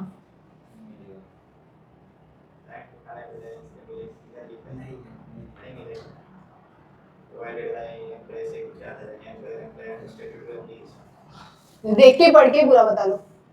अच्छा नीचे लिखा है, ठीक है। फूड एंड बेवरेज अगर आपका आउटपुट बिजनेस है, मतलब मैंने मेरे बिजनेस के लिए 25 साल हुए थे, खाना मंगवाया, ब्लॉक क्रेडिट। वैसे ब्यूटी ट्रीटमेंट, ऐसा आपके कौन से बिजनेस डील थे कि मैं फेशियल करा के जाऊंगी ना तो मेरा बिजनेस बढ़ रहा है, ब्लॉक्ड। कॉस्मेटिक्स, प्लास्टिक सर्जरी कराई तुमने, क्लाइंट इसीलिए बिजनेस नहीं दे रहा है क्योंकि मेरी शक्ल ऐसी है, तो मैं प्लास्टिक सर्जरी करवा रहा हूँ क्लाइंट लाने के लिए, चलेगा क्या? ये सब कभी भी आपके बिजनेस एक्सपेंसेस नहीं माने जाएंगे, ऑलवेज अ ब्लॉक क्रेडिट। तो लेटेस्ट से कि मैंने मेरे बिजनेस के 25 साल हुए थे तो मैंने साहिल केटरर्स को हायर किया, इन्होंने मुझे क्या दिया? खाना दिया, मेरे लिए क्या है? Blocked credit. बट अभी जो साहिल है ना, इसने देखा कि बाप रे 100 लोग आने वाले हैं, इतने लोगों का खाना मैं अकेला कैसे बनाऊं, तो मैं मेन कोर्स बनाता हूं और मैंने यश केटरर्स से डेजर्ट खरीदे और वो डेजर्ट में आगे उस पार्टी में बेचने वाला हूं। साहिल को क्रेडिट मिल जाएगा क्योंकि उसने जो इनपुट लिया है as it is was his output. समझा क्या? तो when your input service is equal to your output service तो क्रेडिट मिल जाएगा। समझा? सेकंड, मेंबरशिप लिया किसी क्लब, जिम लगवाया, आनंद अंबानी ने पहले, देखो इसलिए मैं याद कैसे करवा दी थी कि सबसे पहले आनंद अंबानी की शादी हुई थी अभी, ठीक है, तो उन्होंने वहां पर जो शादी में 2 महीने तक खाना खिलाया उसका क्रेडिट मिलेगा? नहीं मिलेगा, ठीक है। फिर उन्हें क्या लगा कि यार इतना मैंने खिलाया पिलाया है एम्प्लॉइज को, इनके फिटनेस के लिए भी तो कुछ करना चाहिए, तो उसने क्या किया? उन्हें जिम भेजा, क्या इसका क्रेडिट मिलेगा? तुमने अगर कोई क्लब की मेंबरशिप ली है, फिटनेस सेंटर, जिम, कुछ भी क्रेडिट अलाउड नहीं है, तो उसने देखा कि वो जिम नहीं भेज पा रहे, तो उसे डर लगा उसके एम्प्लॉइज के लिए, तो उसने क्या किया? इंश्योरेंस ले लिया एम्प्लॉइज का, क्रेडिट मिलेगा? नहीं मिलेगा, नहीं मिलेगा। लाइफ इंश्योरेंस, हेल्थ इंश्योरेंस, इनका भी क्रेडिट नहीं मिलता है बिकॉज तुम्हारे बिजनेस रिलेटेड एक्सपेंस नहीं है। लाइफ इंश्योरेंस तुम अपने पर्सनल बेनिफिट के लिए कराते हो, तुम्हारे बीवी बच्चों को मिलता है तुम्हारे लाइफ इंश्योरेंस का पैसा, तो काहे का बिजनेस? हेल्थ इंश्योरेंस के लिए अलाउड नहीं है। एंड फिर तुम अपने एम्प्लॉइज को घुमा के लाए, बाली गए थे तुम, एम्प्लॉइज को घुमा के लाए, ट्रिप करवाई, तो ट्रैवल में जो भी खर्चा हुआ, फ्लाइट टिकट्स वगैरह, इसका आईटीसी मिलेगा? नहीं मिलेगा। क्लियर है क्या? बट एक केस जब मिल जाएगा, क्या लॉ ने बोला था तुम्हें कि एम्प्लॉय का इंश्योरेंस करवाओ, लॉ ने बोला ऐसा कुछ, तो लॉ कल को मोदी जी ले आए कि यार एम्प्लॉइज पे बहुत प्रेशर है, मेंटल हेल्थ खराब हो रही है, हर कंपनी को कंपलसरी 15 दिन एम्प्लॉय को छुट्टी पे लेके जाना है, इसलिए अंबानी एम्प्लॉइज को छुट्टी पे लेके गए, तो अब आईटीसी मिलेगा क्या हर चीज का? अब मिल जाएगा। तो कोई भी चीज अगर लॉ की वजह से तुम कर रहे हो ना तुम्हारे एम्प्लॉइज के लिए, अपनी स्व इच्छा से नहीं कर रहे हो, तो फिर मिल जाएगा। क्लियर है क्या?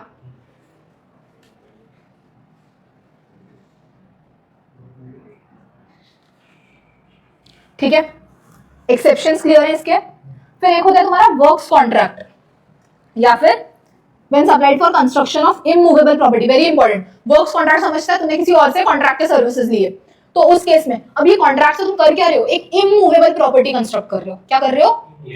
इमूवेबल प्रॉपर्टी ब्लॉक करके रखा है, क्यों? क्योंकि इमूवेबल प्रॉपर्टी में there are huge amount of funds involved, तो बहुत आईटीसी मिलेगा, बहुत ज्यादा टैक्स की चोरी के चांसेस थे, इसलिए इमूवेबल प्रॉपर्टी अगर आप कंस्ट्रक्ट कर रहे हो ब्लॉक्ड है।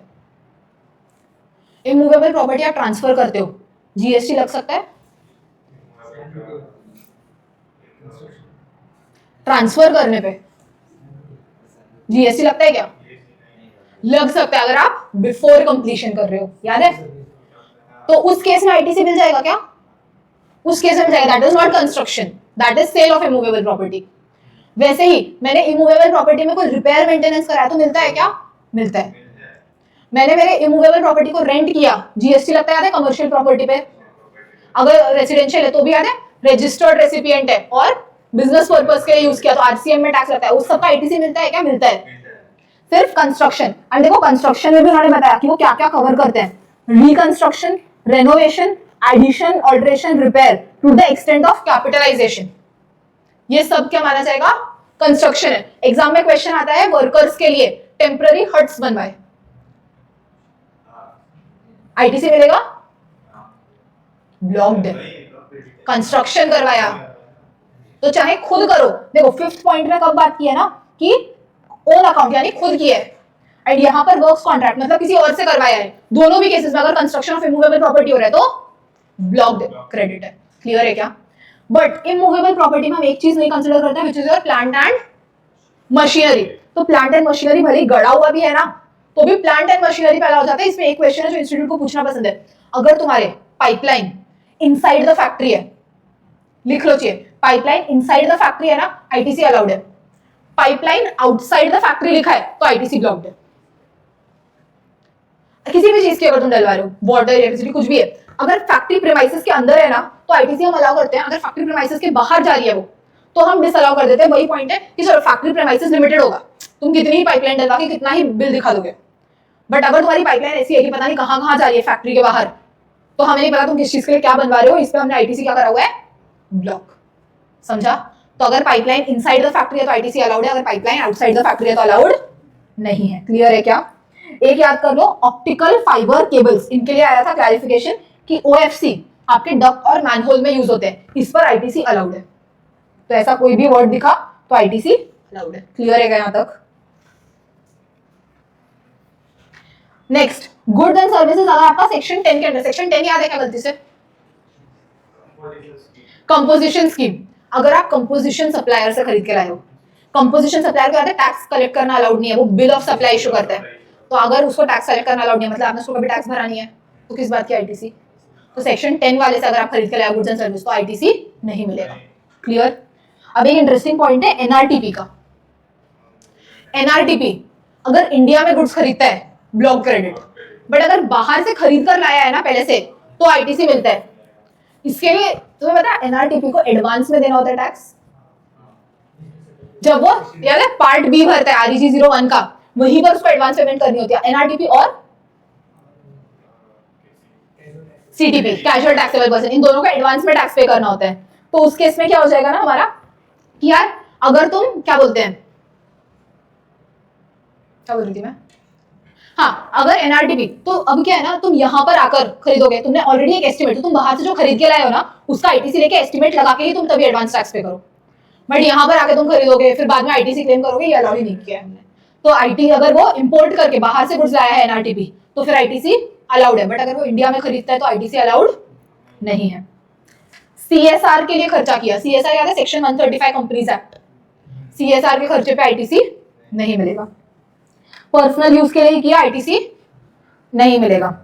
कोई भी तुम्हारा स्टोलन लॉस डिस्ट्रॉय, ये तुम्हारा वही हो गया बिजनेस एसेट डिस्पोजल बेसिकली, ये आईटीसी मत लो। उसमें भी हम रिवर्स करा रहे थे वहां पे शेड्यूल 1 में, वही बोले कि अगर तुम्हारा एसेट ऐसा हो गया कि लॉस, स्टोल या फिर डिस्ट्रॉय, रिटर्न ऑफ, डिस्पोज कुछ भी हो गया, बेसिकली वो तुम्हें आउटपुट जनरेट करके नहीं देने वाले, तो उसका आईटीसी भी या तो तुमने गिफ्ट में फ्री में दे दिया विदाउट कंसिडरेशन। तो याद है हम वही बोलते थे कि कंसिडरेशन 0 आईटीसी रिवर्स कराते थे शेड्यूल 1 में भी। क्लियर है? एंड एक अगर तुमने कोई भी सेक्शन 74, 129 या 130 के अंदर पैसा दिया है, सेक्शन किसके हैं? ये जीएसटी के ही हैं। ये कौन से सेक्शन है? ये पेनल्टी के सेक्शन है। तो तुमने पेनल्टी, फाइन भरा है, 74 लगता है तो तुम्हारा फ्रॉड का इंटेंट हो। 129 ना, अगर तुम्हें रास्ते में तुम्हारे गुड्स पकड़े गए एंड उसमें कुछ गड़बड़ी निकली, तुम्हारा इनवॉइस सही नहीं था या कुछ नहीं था, तब 129 और 130 लगता है। तो उसमें अगर तुमने कोई टैक्स पे किया है, मतलब तुम टैक्सी चोरी कर रहे थे, तुम पकड़े गए इसलिए तुमने पे किया है, अब इसका आईटीसी नहीं देंगे। समझा क्या? कौन से 11 पॉइंट हमने देखे? सबसे पहले हमने देखा गाड़ियों वाला, सेकंड हमने उसी का देखा अगर इंश्योरेंस या वो मिलता है तो। फिर थर्ड हमने देखा अंबानी वाला, तो हमने उसमें 3 चीजें देखी थी कि food and beverage, cosmetic surgery, beauty treatment, या फिर हाँ प्लास्टिक सर्जरी, या फिर जिम वगैरह का कोई मेंबरशिप वगैरह, या फिर हेल्थ इंश्योरेंस वगैरह। एक और हमने क्या देखा था, ट्रैवल बेनिफिट एम्प्लॉय को दिया है। ये सब पे ब्लॉक क्रेडिट, बट 2 एक्सेप्शन है। कौन से? अगर मेरा इनपुट इज आउटपुट एंड अगर स्टार्ट ऑब्लिगेशन के अंडर किया है। फिर फोर्थ पॉइंट क्या था, अगर मैंने कंस्ट्रक्शन ऑफ इमूवेबल प्रॉपर्टी करवाया है एक्स वर्क्स कॉन्ट्रैक्ट में, except plant and machinery. And fifth वाले पॉइंट में क्या था, मैंने खुद से कंस्ट्रक्शन किया है ऑफ इमूवेबल प्रॉपर्टी। फिर सिक्स क्या था, तुमने कंपोजिशन स्कीम वाले से खरीदा है। 7 एनआरटीपी, सीटीपी नहीं है यहाँ पे, सीटीपी तो मैंने बोला था एडवांस टैक्स के लिए। पॉइंट सिर्फ एनआरटीपी का है कि अगर एनआरटीपी इंडिया में कुछ खरीदता है तो ब्लॉक क्रेडिट, ठीक है। फिर उसके बाद हमने देखा था कि सीएसआर का कोई भी है तो ब्लॉक क्रेडिट। एंड फिर पर्सनल यूज के लिए किया ब्लॉक क्रेडिट, अगर तुम्हारा बिजनेस एसेट डिस्ट्रॉय हो गया ब्लॉक क्रेडिट, या फिर सेक्शन 74, 129, 130, मतलब बेसिकली तुमने पेनल्टी में पैसा भरा है ब्लॉक क्रेडिट। क्लियर है क्या? एक क्लैरिफिकेशन आया था कि मेडिसिन एक्सपायर हो जाते हैं तो किस तरीके से ट्रीटमेंट आएगा। तो बेसिकली देखो, जनरली क्या होता है, मैन्युफैक्चरर होलसेलर को बेचता है, होलसेलर रिटेलर को बेचता है। मैन्युफैक्चरर ने सेल दिखाया, आउटपुट लायबिलिटी आती है। होलसेलर तो परचेज दिखाएगा, पहले आईटीसी आएगी कि मैन्युफैक्चरर से परचेज किया, फिर सेल किया रिटेलर को, आउटपुट लायबिलिटी आएगी। एंड रिटेलर ने आईटीसी अवेल करना है क्योंकि उसने तो परचेज किया है। और फिर ठीक है, आउटपुट लायबिलिटी जब वो कस्टमर, तो यहाँ पे पॉइंट यही है कि ये कस्टमर को बेच ही नहीं पाया क्योंकि मेडिसिन क्या हो गई, एक्सपायर हो गई, तो कोई आउटपुट लायबिलिटी जनरेट नहीं हुई, आईटीसी तो ले लिया था। तो अब क्या होगा, तो गवर्नमेंट ने बोला ये सिस्टम फॉलो करो कि अब रिटेलर ना ऐसा दिखाएगा कि उसने सेल किया है होलसेलर को, तो इसने आईटीसी लिया था, इसकी आउटपुट लायबिलिटी जनरेट हो गई। इसके लिए नेट नेट सेम हो गया, रिटेलर को कोई बेनिफिट नहीं मिला, जितनी आईटीसी आई थी आउटपुट लग गई, ठीक है। होलसेलर का यहाँ भी सेट ऑफ ही हो गया था, आईटीसी आउटपुट में वापस आईटीसी भी आउटपुट भी सेट ऑफ ही हो गया। एंड मैन्युफैक्चरर जिसके लिए पहले कभी आउटपुट लायबिलिटी आई थी उसको आज क्या मिल गई, ITC, net net zero impact आ जाएगा। समझा क्या? फिर आता है सेक्शन नंबर 18, जीएसटी में आपकी रजिस्ट्रेशन में एंट्री कैसे हो सकती है। या तो आपको सेक्शन 22 या 24 के हिसाब से आप लायबल थे रजिस्ट्रेशन के लिए, या तो स्व इच्छा वॉलंटरी आपको मन किया कि रजिस्टर करना है तो आपने करवाया है, या फिर आप कॉम्पोजिशन स्कीम में थे, अब आप रेगुलर में आ रहे हो, तो कॉम्पोजिशन में आप 1% से भरते थे, आप टैक्स भी कलेक्ट नहीं करते थे, अब आप रेगुलर में आ रहे हो तो आप जीएसटी में एंट्री ले रहे हो। आपकी सप्लाई आज तक एग्जेम्प्ट थी तो आउटवर्ड लायबिलिटी नहीं आती थी, बट आज से टैक्सेबल है तो अब आउटवर्ड लायबिलिटी जनरेट होगी। तो ये सब क्या है,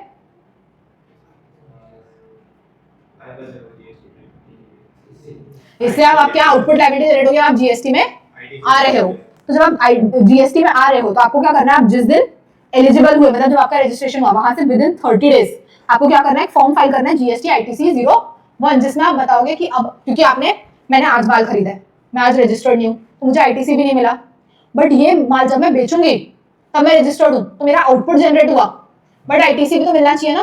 तो अब आपके पास आज जो माल पड़ा है उसका हम क्या देना चाहते हैं आपको, आईटीसी। तो उसी के डिटेल्स हम कहाँ मांग रहे हैं आपसे, आईटीसी 01 में। तो देखो मेरा जो इनपुट्स है, मतलब रॉ मटेरियल, फिनिश्ड गुड्स या फिर सेमी फिनिश्ड गुड्स, ये चारों को इसका आईटीसी लेना अलाउड है। बट जो कैपिटल गुड्स हैं वो सिर्फ कंपोजिशन टू रेगुलर और एग्जेम्प्ट वालों को मिलते हैं। जो पहली बार आ रहे हैं ना जीएसटी में कि वॉलंटरी या फिर 22 या 24 वाले रूप से, उनके लिए कैपिटल गुड्स पे आईटीसी क्लेम करना अलाउड नहीं। आप जो नए खरीदोगे ना उसी पे आईटीसी देंगे। बोल सकता है वो कि यार मैंने अभी 1 साल पहले खरीदा था एंड इस कैपिटल गुड को मैं आज आउटपुट जनरेट करने में यूज करूंगा, बट आईटीसी अलाउड नहीं। आप जो आज नए कैपिटल खरीदोगे वहीं से आईटीसी मिलेगा। अभी भी इसमें भी शर्त क्या है कि आप आईटीसी कब ले सकते हो, अगर आपकी ये जो इनपुट है या कैपिटल गुड्स है आपने कब खरीदा है, 1 साल के अंदर ही खरीदा है। कब से, आप जब रजिस्टर हुए वहां से 1 साल पहले ही खरीदा था। क्यों, ये लॉजिक क्या है इसमें कि यार तुम्हारा ऐसा कोई गुड्स है जो तुमने 2 साल पहले खरीदा था, ठीक है, आज हम तुम्हें वो 2 साल में नहीं बिका तो तुम आज क्या बोल रहे हो कि अभी मैं बेचूंगा, आउटपुट आएगा तो उसका इनपुट दो। तो हम तो ये अज्यूम कर रहे हैं अगर वो 1 साल में नहीं बिका तो वो कभी नहीं बिकने वाला, उसका कभी आउटपुट नहीं आएगा, तो आईटीसी भी क्यों दे। लॉजिक समझा? ये 1 साल की रिस्ट्रिक्शन क्यों रखी है। जो माल 1 साल में नहीं बिका वो आगे भी क्या ही बिकेगा, जब नहीं बिकेगा तो आउटपुट नहीं आएगा, आउटपुट नहीं आएगा तो आईटीसी क्यों देनी है। क्लियर है यहाँ तक? ठीक है। फिर कैपिटल गुड्स, अब कैपिटल गुड्स पे आईटीसी किस तरह से लेनी है, तो रिड्यूस करना पड़ेगा बाय 5% पर क्वार्टर। मतलब क्या, लेट अस से मैं आज रजिस्ट्रेशन एरिया डेट क्या है 5 अप्रैल 26, ठीक है। मैंने मशीन खरीदी थी 5 अप्रैल 24 को, तो अब मुझे कितने परसेंट आईटीसी कम करनी पड़ेगी?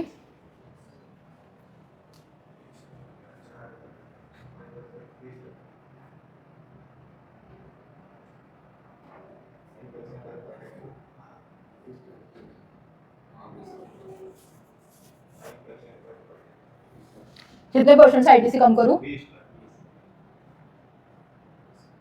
कब खरीदी है मशीन?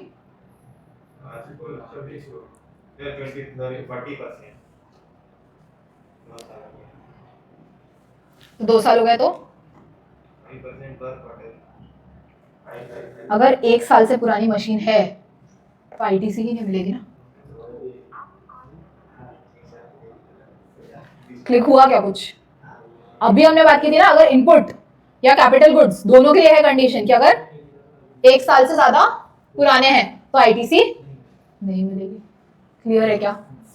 अब अज्यूमिंग मैंने ये खरीदी थी 6 मई 25 को, अब कितना कम करोगे?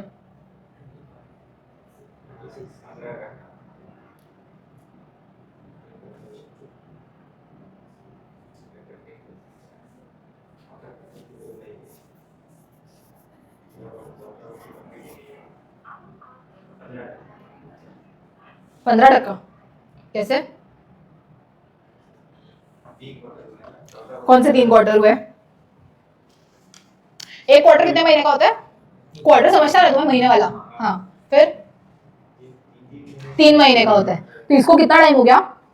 6 मई से 5 अप्रैल, कितने महीने?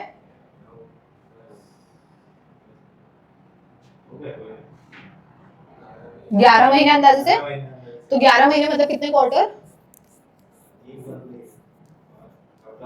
तो चौथे का लगेगा या नहीं लगेगा? इस तरह से नहीं कैलकुलेट होता है क्वार्टर्स। क्वार्टर्स कैसे कैलकुलेट होते हैं हमेशा याद रखो, जैन से मार्च एक क्वार्टर, अप्रैल में जून एक quarter, July August September and October से दिसंबर, ये 4 मेरे क्वार्टर्स हैं, ठीक है। क्या ये अप्रैल मई जून वाले क्वार्टर में थी? तो एक क्वार्टर हो गया। क्या ये फिर उसके बाद 2025 में जुलाई से सितंबर वाले क्वार्टर में थी? 2 क्वार्टर हो गए। क्या ये अक्टूबर से दिसंबर में थी? 3 क्वार्टर हो गए। क्या फिर ये जैन से मार्च 26 में थी? 4 क्वार्टर हो गए। एंड क्या ये अप्रैल से जून वाले क्वार्टर में, अप्रैल क्वार्टर में थी? 5 दिन थी ना, पूरा क्वार्टर हो गया। समझा? एक दिन भी हुआ ना, पूरा क्वार्टर। तो अगर ये मशीन, सुनो इधर ध्यान दो, अगर ये मशीन मैंने 6 मई के जगह 29 जून को खरीदी होती ना, तो भी मेरा आंसर चेंज नहीं होता, तो भी मैं बोलती कि 5 क्वार्टर हो गए, क्योंकि यहाँ पे 2 दिन भी मतलब पूरा क्वार्टर। समझा क्या? तो अब इस मशीन पे लेट मी अज्यूम मैंने 1 लाख का आईटीसी, 1 लाख का जीएसटी भरा था, तो अब मुझे आईटीसी कितना मिलेगा? मेरे कितने क्वार्टर में है ये? 5 क्वार्टर। तो 5 क्वार्टर इंटू 5%, 25% इसका जीएसटी कम कर दो, तो मुझे जीएसटी आज मिलेगा 75,000 का। समझा क्या? अब अगर यहीं पे सोचो मैं मंथ वाइज लेती इसको, तो मैं अब क्या बोलती, मेरे कितने मंथ यूज हुआ है ये 29 जून में? जून से जुलाई, अगस्त, सितंबर, अक्टूबर, नवंबर, दिसंबर, जैन, फेब, मार्च, अप्रैल, तो भी मेरे कितने हुए? 10 महीने, ठीक है। अब 10 महीने के लिए अगर मैं परसेंटेज वाइज निकालती, तो अगर मेरा एक क्वार्टर का 5% होता है, 10 महीने का कितना आता? ऐसा कुछ आता? कितना आएगा आंसर?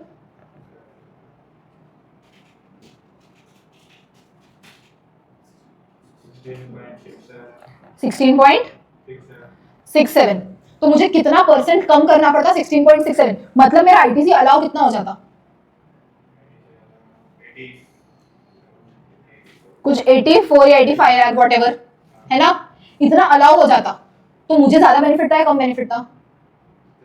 ज्यादा बेनिफिट था। तो ये वाला जो केस है ना, मंथ वाइज कैलकुलेशन, वो गवर्नमेंट ने उल्टी डायरेक्शन में रखा है। अगर आप एग्जिट लेते हो तो मंथ वाइज कैलकुलेशन, और एंट्री लेते हो तो क्वार्टर वाइज। तो जब एंट्री ले रहे हो तो समझा किस तरीके से क्वार्टर्स कैलकुलेट होंगे, एंड फिर 5-5% करके लिस्ट करना है। क्लियर है क्या? पक्का? एंट्री समझी? ये समझा? रिड्यूस बाय 5% पर क्वार्टर मतलब क्या? अब एक चीज पता है उन्होंने क्या बोली कि आप ये जो आईटीसी क्लेम करोगे ना इधर 01 में, ये आपका सब मिलाकर सीजीएसटी, एसजीएसटी, आईजीएसटी, यूटीजीएसटी, जितने भी आपके जीएसटी है सब मिलाकर, अगर आप बोल रहे हो ना कि आपका 2 लाख से ज्यादा आईटीसी बनता है ऑन डे 1, तो आपको इस जाएगा। तो अगर आपका 2 लाख से ज्यादा का आईटीसी बनता है तो जाके एक प्रैक्टिसिंग चार्टर्ड अकाउंटेंट या पॉज भी नहीं आता मेरे को करना, तो एक प्रैक्टिसिंग सीए या सीएमए की साइन लेकर आओ कि आपने सही से आईटीसी कैलकुलेट कि आपका डे 1 पे 2 लाख से जा रहा है, मतलब आपका कितना बड़ा धंधा था पहले से। समझा क्या? वैसे ही अगर आप एग्जिट कर रहे हो जीएसटी से, तो देखो सब वही है कि एक तो आप जैसे लायबल थे आने के लिए, वैसे ही आप लायबल हो जाने के लिए। तो आपका क्या है, कैंसिलेशन हो रहा है रजिस्ट्रेशन का, ठीक है? या तो अभी यहाँ पे हम क्या कर रहे थे, कंपोजिशन से रेगुलर में आ रहे थे, अब उल्टा आप रेगुलर से कंपोजिशन में जा रहे हो, या फिर आप एग्जेम्प्ट से टैक्सेबल में आ रहे थे, यहाँ पे उल्टा कि आप टैक्सेबल से एग्जेम्प्ट में जा रहे हो। समझा क्या? तो इस तरीके से आप जीएसटी से बाहर जा सकते हो।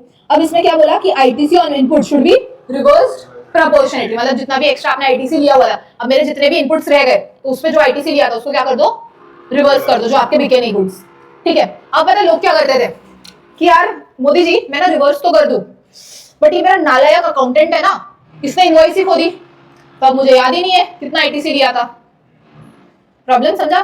तो मोदी जी ने क्या बोला कि कोई बात नहीं, आज उस गुड्स का प्राइस क्या है मार्केट में, वो प्राइस ले, उस पे जीएसटी लगा, उतना रिवर्स कर दे। समझा? तो अगर तुम बोल रहे हो ना मेरे इनवॉइस अवेलेबल नहीं है, खो गए, तो एक काम करो, मार्केट प्राइस लो और उसके बेसिस पे एक भाई सर्टिफाई करवा देना किसी सीए या सीएमए से कि यही मार्केट प्राइस चल रहा है, उतना आईटीसी रिवर्स कर दो। क्लियर है क्या? सेकंड उन्होंने क्या बोला, अब अगेन कैपिटल गुड्स, तुम जब कैपिटल गुड खरीद के लाए थे, तुमने मुझसे वादे किए थे कि तुम इस कैपिटल गुड से क्या करोगे, प्रोडक्शन करोगे, आउटपुट लायबिलिटी लाओगे, बट अब तो तुम बाहर जा रहे हो तो तुम आउटपुट लायबिलिटी नहीं लाओगे, तो उस केस में क्या करो, ये कैपिटल गुड्स का भी आईटीसी रिवर्स करो। तो हम अज्यूम करेंगे कि कैपिटल गुड की लाइफ 5 साल होती है, तो अगर तुम्हारा कोई भी कैपिटल गुड्स है जो 6 साल पुराना है, मतलब आईटीसी रिवर्स करने की जरूरत नहीं है। हम अज्यूम कर रहे हैं कि तुमने 5 साल यूज किया, मतलब तुमने अच्छा खासा यूज कर लिया, ठीक है? बट अगर तुमने कोई गुड है कैपिटल गुड जो तुमने 4 महीने पहले लाया था, या लेट से 2 साल पहले लाया था, मतलब तुमने इसको प्रॉपर्ली यूज अभी तक नहीं किया, हम अज्यूम करें लाइफ क्या है 5 साल। 5 साल मतलब कितने मंथ्स, 5 into 12 60। एंड यहाँ मैंने एक्सप्लेन किया क्यों एग्जिट के टाइम पे मंथ वाइज रखा है, एंट्री में क्वार्टर वाइज रखा है। तो अब ये क्या बोल रहे हैं, अज्यूम करो कि 60 मंथ्स की लाइफ है, एंड देखो कि तुमने कितने मंथ्स यूज किया। तो अज्यूमिंग मैंने 15 मंथ्स यूज किया, मतलब मेरे कितने महीने वेस्ट हो गए, 45 मंथ्स। एंड मैंने अज्यूम किया कि मैंने 1 लाख का आईटीसी लिया था मशीन पे, तो इसको मल्टीप्लाई करो,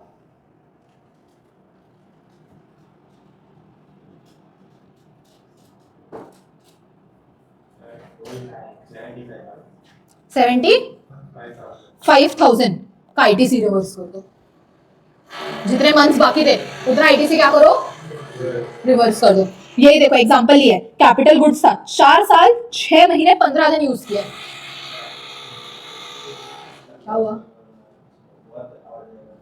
ठीक है, मैंने माइक ऊपर कर लिया कि एटलीस्ट जाएगा, मुझे पता नहीं ना ये कितने देर चलेगा, तो मैं कब तक ही रोकूंगी।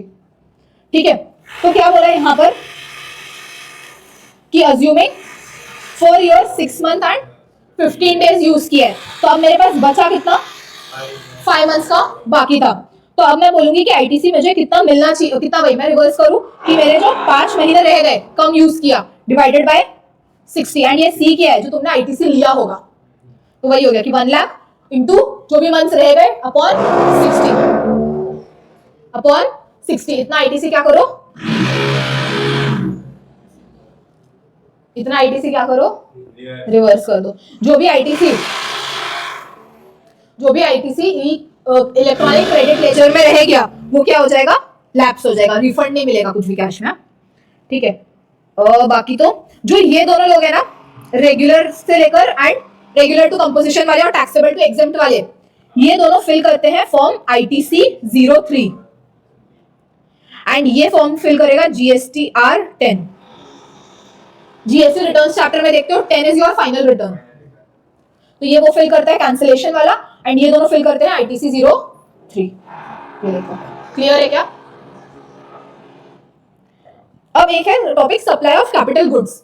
ये क्या बोल रहा है ना कि भाई तुम मशीन लेकर आए, ठीक है, आज तुम मशीन बेच रहे हो, तुम GST के बाहर नहीं जा रहे हो बट मशीन बेच रहे हो, तो हमें डर था कि यार लोग ना मशीन लाएंगे 10-10 लाख की, बड़ा बड़ा ITC ले लेंगे और 2 महीने में बेच देंगे। इसके लिए हमने ये प्रोविजन इंट्रोड्यूस किया। तो हमने क्या बोला कि हम क्या करेंगे ना, एक्चुअली यहाँ पे वही है कि एग्जिट का प्रोविजन है बट स्ट्रीमलाइन हो जाती चीजें अगर मंथ वाइज रखते हैं। यहाँ पर वापस क्वार्टर वाला लॉजिक यूज किया, 5% पर क्वार्टर। तो क्या बोला कि अगर मैं मशीन बेच रही हूँ तो मुझे क्या करना है, अगेन अज्यूमिंग मैंने 10 लाख की मशीन लाई थी, 1 लाख का GST था, ठीक है, मैंने मशीन 5 महीने यूज किया एंड अब मैं क्या कर रही हूँ, मशीन को बेच रही हूँ 40,000 में। 40,000 पे GST कितना आ रहा होगा मेरा, सॉरी 4 लाख में बेचती हूँ तो 40,000 का GST आएगा, ठीक है, 4 लाख में बेचा तो 40,000 का GST आएगा, ठीक है। अब गवर्नमेंट क्या बोल रही है, जब भी तुम ऐसी हरकत करो तो अगेन पहले 5 मंथ मतलब क्वार्टर देखो। तो अगर मैंने लेटेस्ट से मार्च में खरीदी तो मार्च, अप्रैल, मई, जून, जुलाई, 5 महीने हो गए, बट कितने क्वार्टर हुए, यहाँ मार्च में 1 क्वार्टर खत्म, ये 2 क्वार्टर और ये तीसरा क्वार्टर, तो 3 क्वार्टर हो गए, समझा? तो कितने परसेंट से ITC कम करो, 15%। तो हम अज्यूम कर रहे हैं कि तुमने सिर्फ 15% ITC यूज किया, तो 1 लाख का 15% मतलब तुमने सिर्फ 15,000 का ITC यूज किया, 85,000 रिवर्स करो। तुम बेच कितने में रहे हो, 4 लाख, 4 लाख का ITC कितनी बन रही है, 40,000। तो 85,000 और 40,000 whichever is higher, तो कितना ITC रिवर्स करोगे, 85,000। क्या हुआ, बेसिकली उन्होंने बोला कि तुमने जो भी ITC लिया था तुमने जो भी ITC लिया था, हम देखेंगे कि तुमने एक्चुअली कैपिटल गुड्स कितना बिजनेस में यूज किया। अच्छा 3 क्वार्टर यूज किया, 5% क्वार्टर के हिसाब से तुमने 15% यूज कर लिया, तो अभी तुम्हारा ITC बचा हुआ कितना है, 85,000। तो 85,000 या तो रिवर्स करो या एक्चुअल। सो अब अगर क्या पता मैं मशीन जेन्युइनली इसलिए बेच रही हूँ क्योंकि मैंने जो मशीन 10 लाख में खरीदी थी उसकी वैल्यू बढ़ के 12 लाख हो गई है, तो मुझे स्ट्रेट अप प्रॉफिट दिख रहा है। तो अगर वैल्यू 12 लाख होती तो GST कितना लगता, 1.2 lakh tax on transaction value. तो मैं क्या बोलती, 85,000 और 1.2 लाख व्हिचएवर इज हायर, तो 1.2 लाख हमें दे दो फिर। तो चोरी से बचने के लिए गवर्नमेंट ने प्रोविजन लाके रखा था व्हिचएवर इज हायर, समझा? तो कैपिटल गुड्स बेच रहे हैं तो किस तरह से कैलकुलेशन करोगे, समझा? एक इसका एक्सेप्शन है, तुम्हारे ना छोटी छोटी चीजें होती हैं, bricks, moulds, dies, jigs, fixtures, छोटे छोटे नट, स्क्रू, बोल्ट, ये सारी चीजें पड़ी है, इसमें इतना कैलकुलेशन करने की जरूरत नहीं है। इसमें सीधा सीधा ये जो वैल्यू होगी ना, टैक्स ऑन ट्रांजैक्शन वैल्यू, जितने में बेचा उसका GST दे दो, उसमें मत कैलकुलेट करते बैठो क्योंकि ये बहुत छोटी छोटी चीजें हैं, नट, बोल्ट, स्क्रू। फिर एक पॉइंट है तुम्हारा चेंज ऑफ कॉन्स्टिट्यूशन।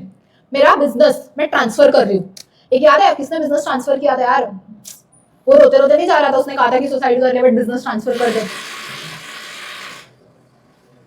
याद है क्या वो एग्जांपल इसमें लिया था तुम्हारे सप्लाई के टाइम पे, शायद प्रिंटिंग का बिजनेस ट्रांसफर करने के लिए बोला था, तेरा ही था ना? तो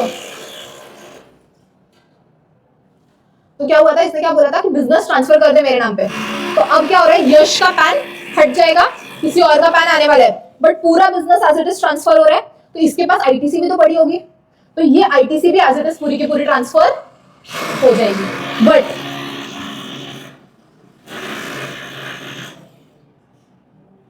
कंडीशन क्या है कि आपका लायबिलिटीज भी ट्रांसफर होनी चाहिए, एसेट के साथ आपके लायबिलिटीज भी ट्रांसफर होनी चाहिए। एंड अगर डीमर्जर का केस है, मतलब क्या, there was a company A, अब ये कंपनी 3 छोटी छोटी कंपनीज में बट रही है, B, C और D। इस कंपनी के पास 100 करोड़ के एसेट थे, ठीक है, ये B को 30 करोड़ दे रही है, C को 30 करोड़ दे रही है और D को 40 करोड़ दे रही है। समझा क्या, समझा यहां तक? ये कंपनी क्या हो रही है, डीमर्ज हो रही है, तो A क्या बन रहा है, BCD, छोटा छोटा। B को कितना मिलेगा, 30 करोड़, C को 30 करोड़, D को 40 करोड़, ठीक है। तो इस केस में क्या है ना, अब आप ITC मेरे पास लेट से 10 करोड़ का पड़ा था, तो अब B को कितना करोगे, 3 करोड़ का ITC, C को 3 करोड़ एंड D को 4 करोड़ का आईटीसी प्रोपोर्शनेटली, जितना आपने एसेट ट्रांसफर किया है उसी प्रोपोर्शन में आप आईटीसी भी ट्रांसफर कर दो। समझा क्या?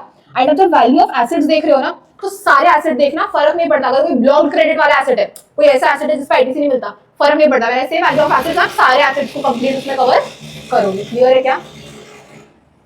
एंड ये आपको किसमें होता है? फॉर्म आईटीसी 2 है। तो याद है आईटीसी 1 में जब आप एंट्री ले रहे थे तो बताते थे, आईटीसी 2 जब आप कॉन्स्टिट्यूशन चेंज कर रहे हो, आईटीसी 3 जब आप बाहर जा रहे हो। क्लियर है फॉर्म?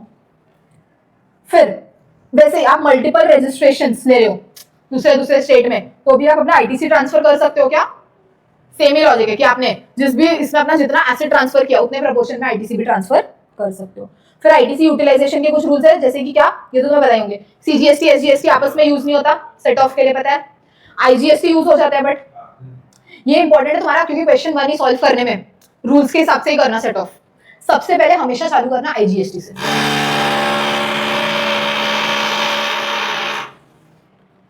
हमेशा चालू किससे करोगे? आईजीएसटी से। ठीक है, तो सबसे पहले आईजी, एंड सबसे पहले याद रखना हमेशा अपनी मदद करो, दूसरों की मदद करने से पहले हमेशा अपनी मदद करो। तो आईजीएसटी हमेशा सबसे पहले आईजीएसटी के अगेंस्ट पूरा यूज होगा, सीजीएसटी हमेशा सीजीएसटी के अगेंस्ट, एसजीएसटी हमेशा एसजीएसटी के अगेंस्ट। हमेशा पहले अपनी मदद करो, बाद में बच जाएगा तब क्रॉस यूटिलाइजेशन के बारे में सोचना। तो सबसे पहले आईजीएसटी में यूज होगा। बचा हुआ आईजीएसटी सीजीएसटी एसजीएसटी में किसी भी प्रोपोर्शन में कर सकते हो, पूरा सीजीएसटी में डालो, पूरा एसजीएसटी में डालो, आधा आधा डालो, कुछ भी करो। ठीक है, फिर मेक श्योर कि आईजीएसटी पूरा यूटिलाइज हो जाए बिफोर स्टार्टिंग। मैंने वही बोला कि पहले पूरा आईजीएसटी एग्जॉस्ट कर लेना, फिर सीजीएसटी को हाथ लगाना। तो अब सीजीएसटी में भी क्या करोगे? सबसे पहले सीजीएसटी पे करना, फिर कुछ बच गया तो आईजीएसटी करना। सेम एसजीएसटी में भी क्या करोगे? एसजीएसटी पहले पे करना और फिर बच गया तो आईजीएसटी करना। एसजीएसटी तब तक यूटिलाइज मत करना जब तक हम सीजीएसटी, इसलिए मैं बोल रही हूँ एकदम सिंपल चलना कि सबसे पहले आईजीएसटी यूज करना, उसका पूरा बैलेंस एग्जॉस्ट कर लो, फिर सीजीएसटी करो और फिर एसजीएसटी करो, तो you will never go wrong in your question. अगर तुम आईजीएसटी के बाद एसजीएसटी करोगे ना, तो तुम्हारा आंसर मॉड्यूल से मैच नहीं होगा, क्योंकि मॉड्यूल बोलता है कि अगर तुम्हारा एसजीएसटी सीजीएसटी दोनों में बैलेंस बच रहा है और आईजीएसटी की आउटपुट टैक्स पे करनी है, तो हमेशा सीजीएसटी से करो, पहले एसजीएसटी से मत करो। समझा क्या? तो हमेशा पहले आईजीएसटी का करोगे, फिर सीजीएसटी, फिर ही एसजीएसटी। क्लियर है? फिर दो छोटे रूल्स 86A और 86B। 86A क्या बोलता है? Commissioner not below the rank of assistant commissioner, उसके पास पावर होती है कि अगर उसको लग रहा है आपने कुछ तो गड़बड़ की है, आप डिफॉल्टिंग से लग रहे हो, तो उसके पास पावर है 1 साल तक के लिए वो आपका आईटीसी का यूटिलाइजेशन बंद करवा सकता है।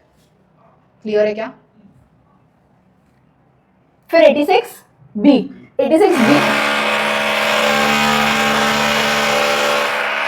86B बोलता है आप रजिस्टर्ड इंसान हो, ठीक है, और आपकी सप्लाई एक मंथ में 50 लाख से ज्यादा हो रही है, और ये सप्लाई कैसी है? टैक्सेबल है। अब 50 लाख मतलब आप इतने बड़े लोग हो, तो आप क्या करो, आप ना 99% आपका जो टैक्स पेबल है, आउटपुट टैक्स आप 99% आईटीसी से देना, बट 1% तो आप कैश लेजर से ही पे करना।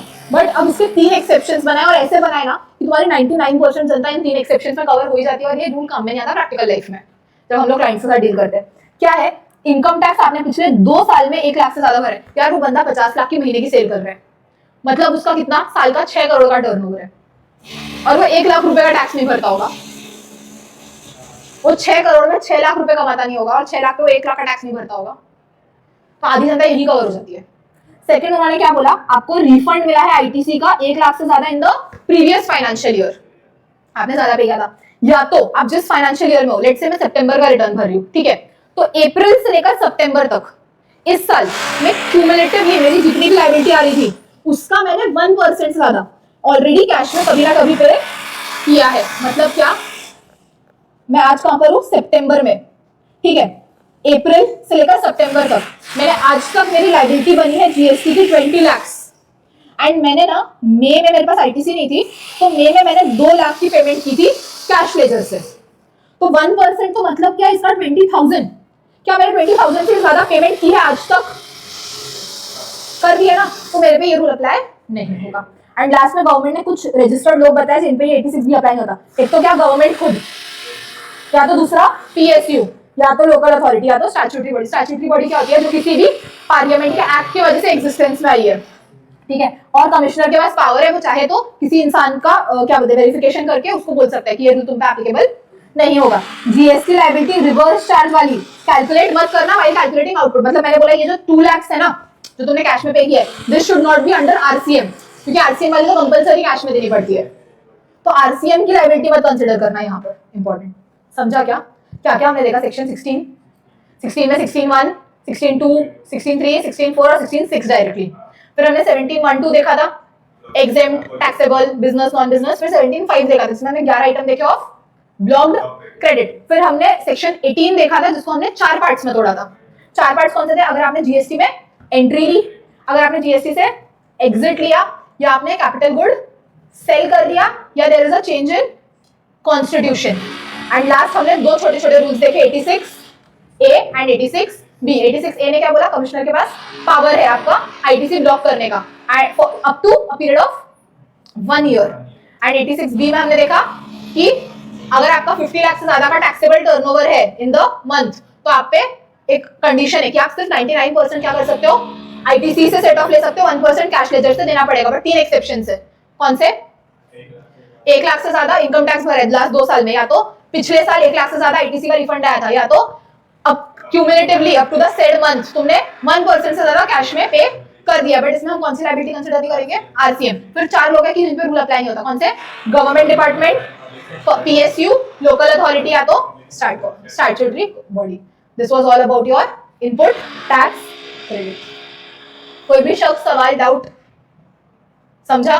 पक्का?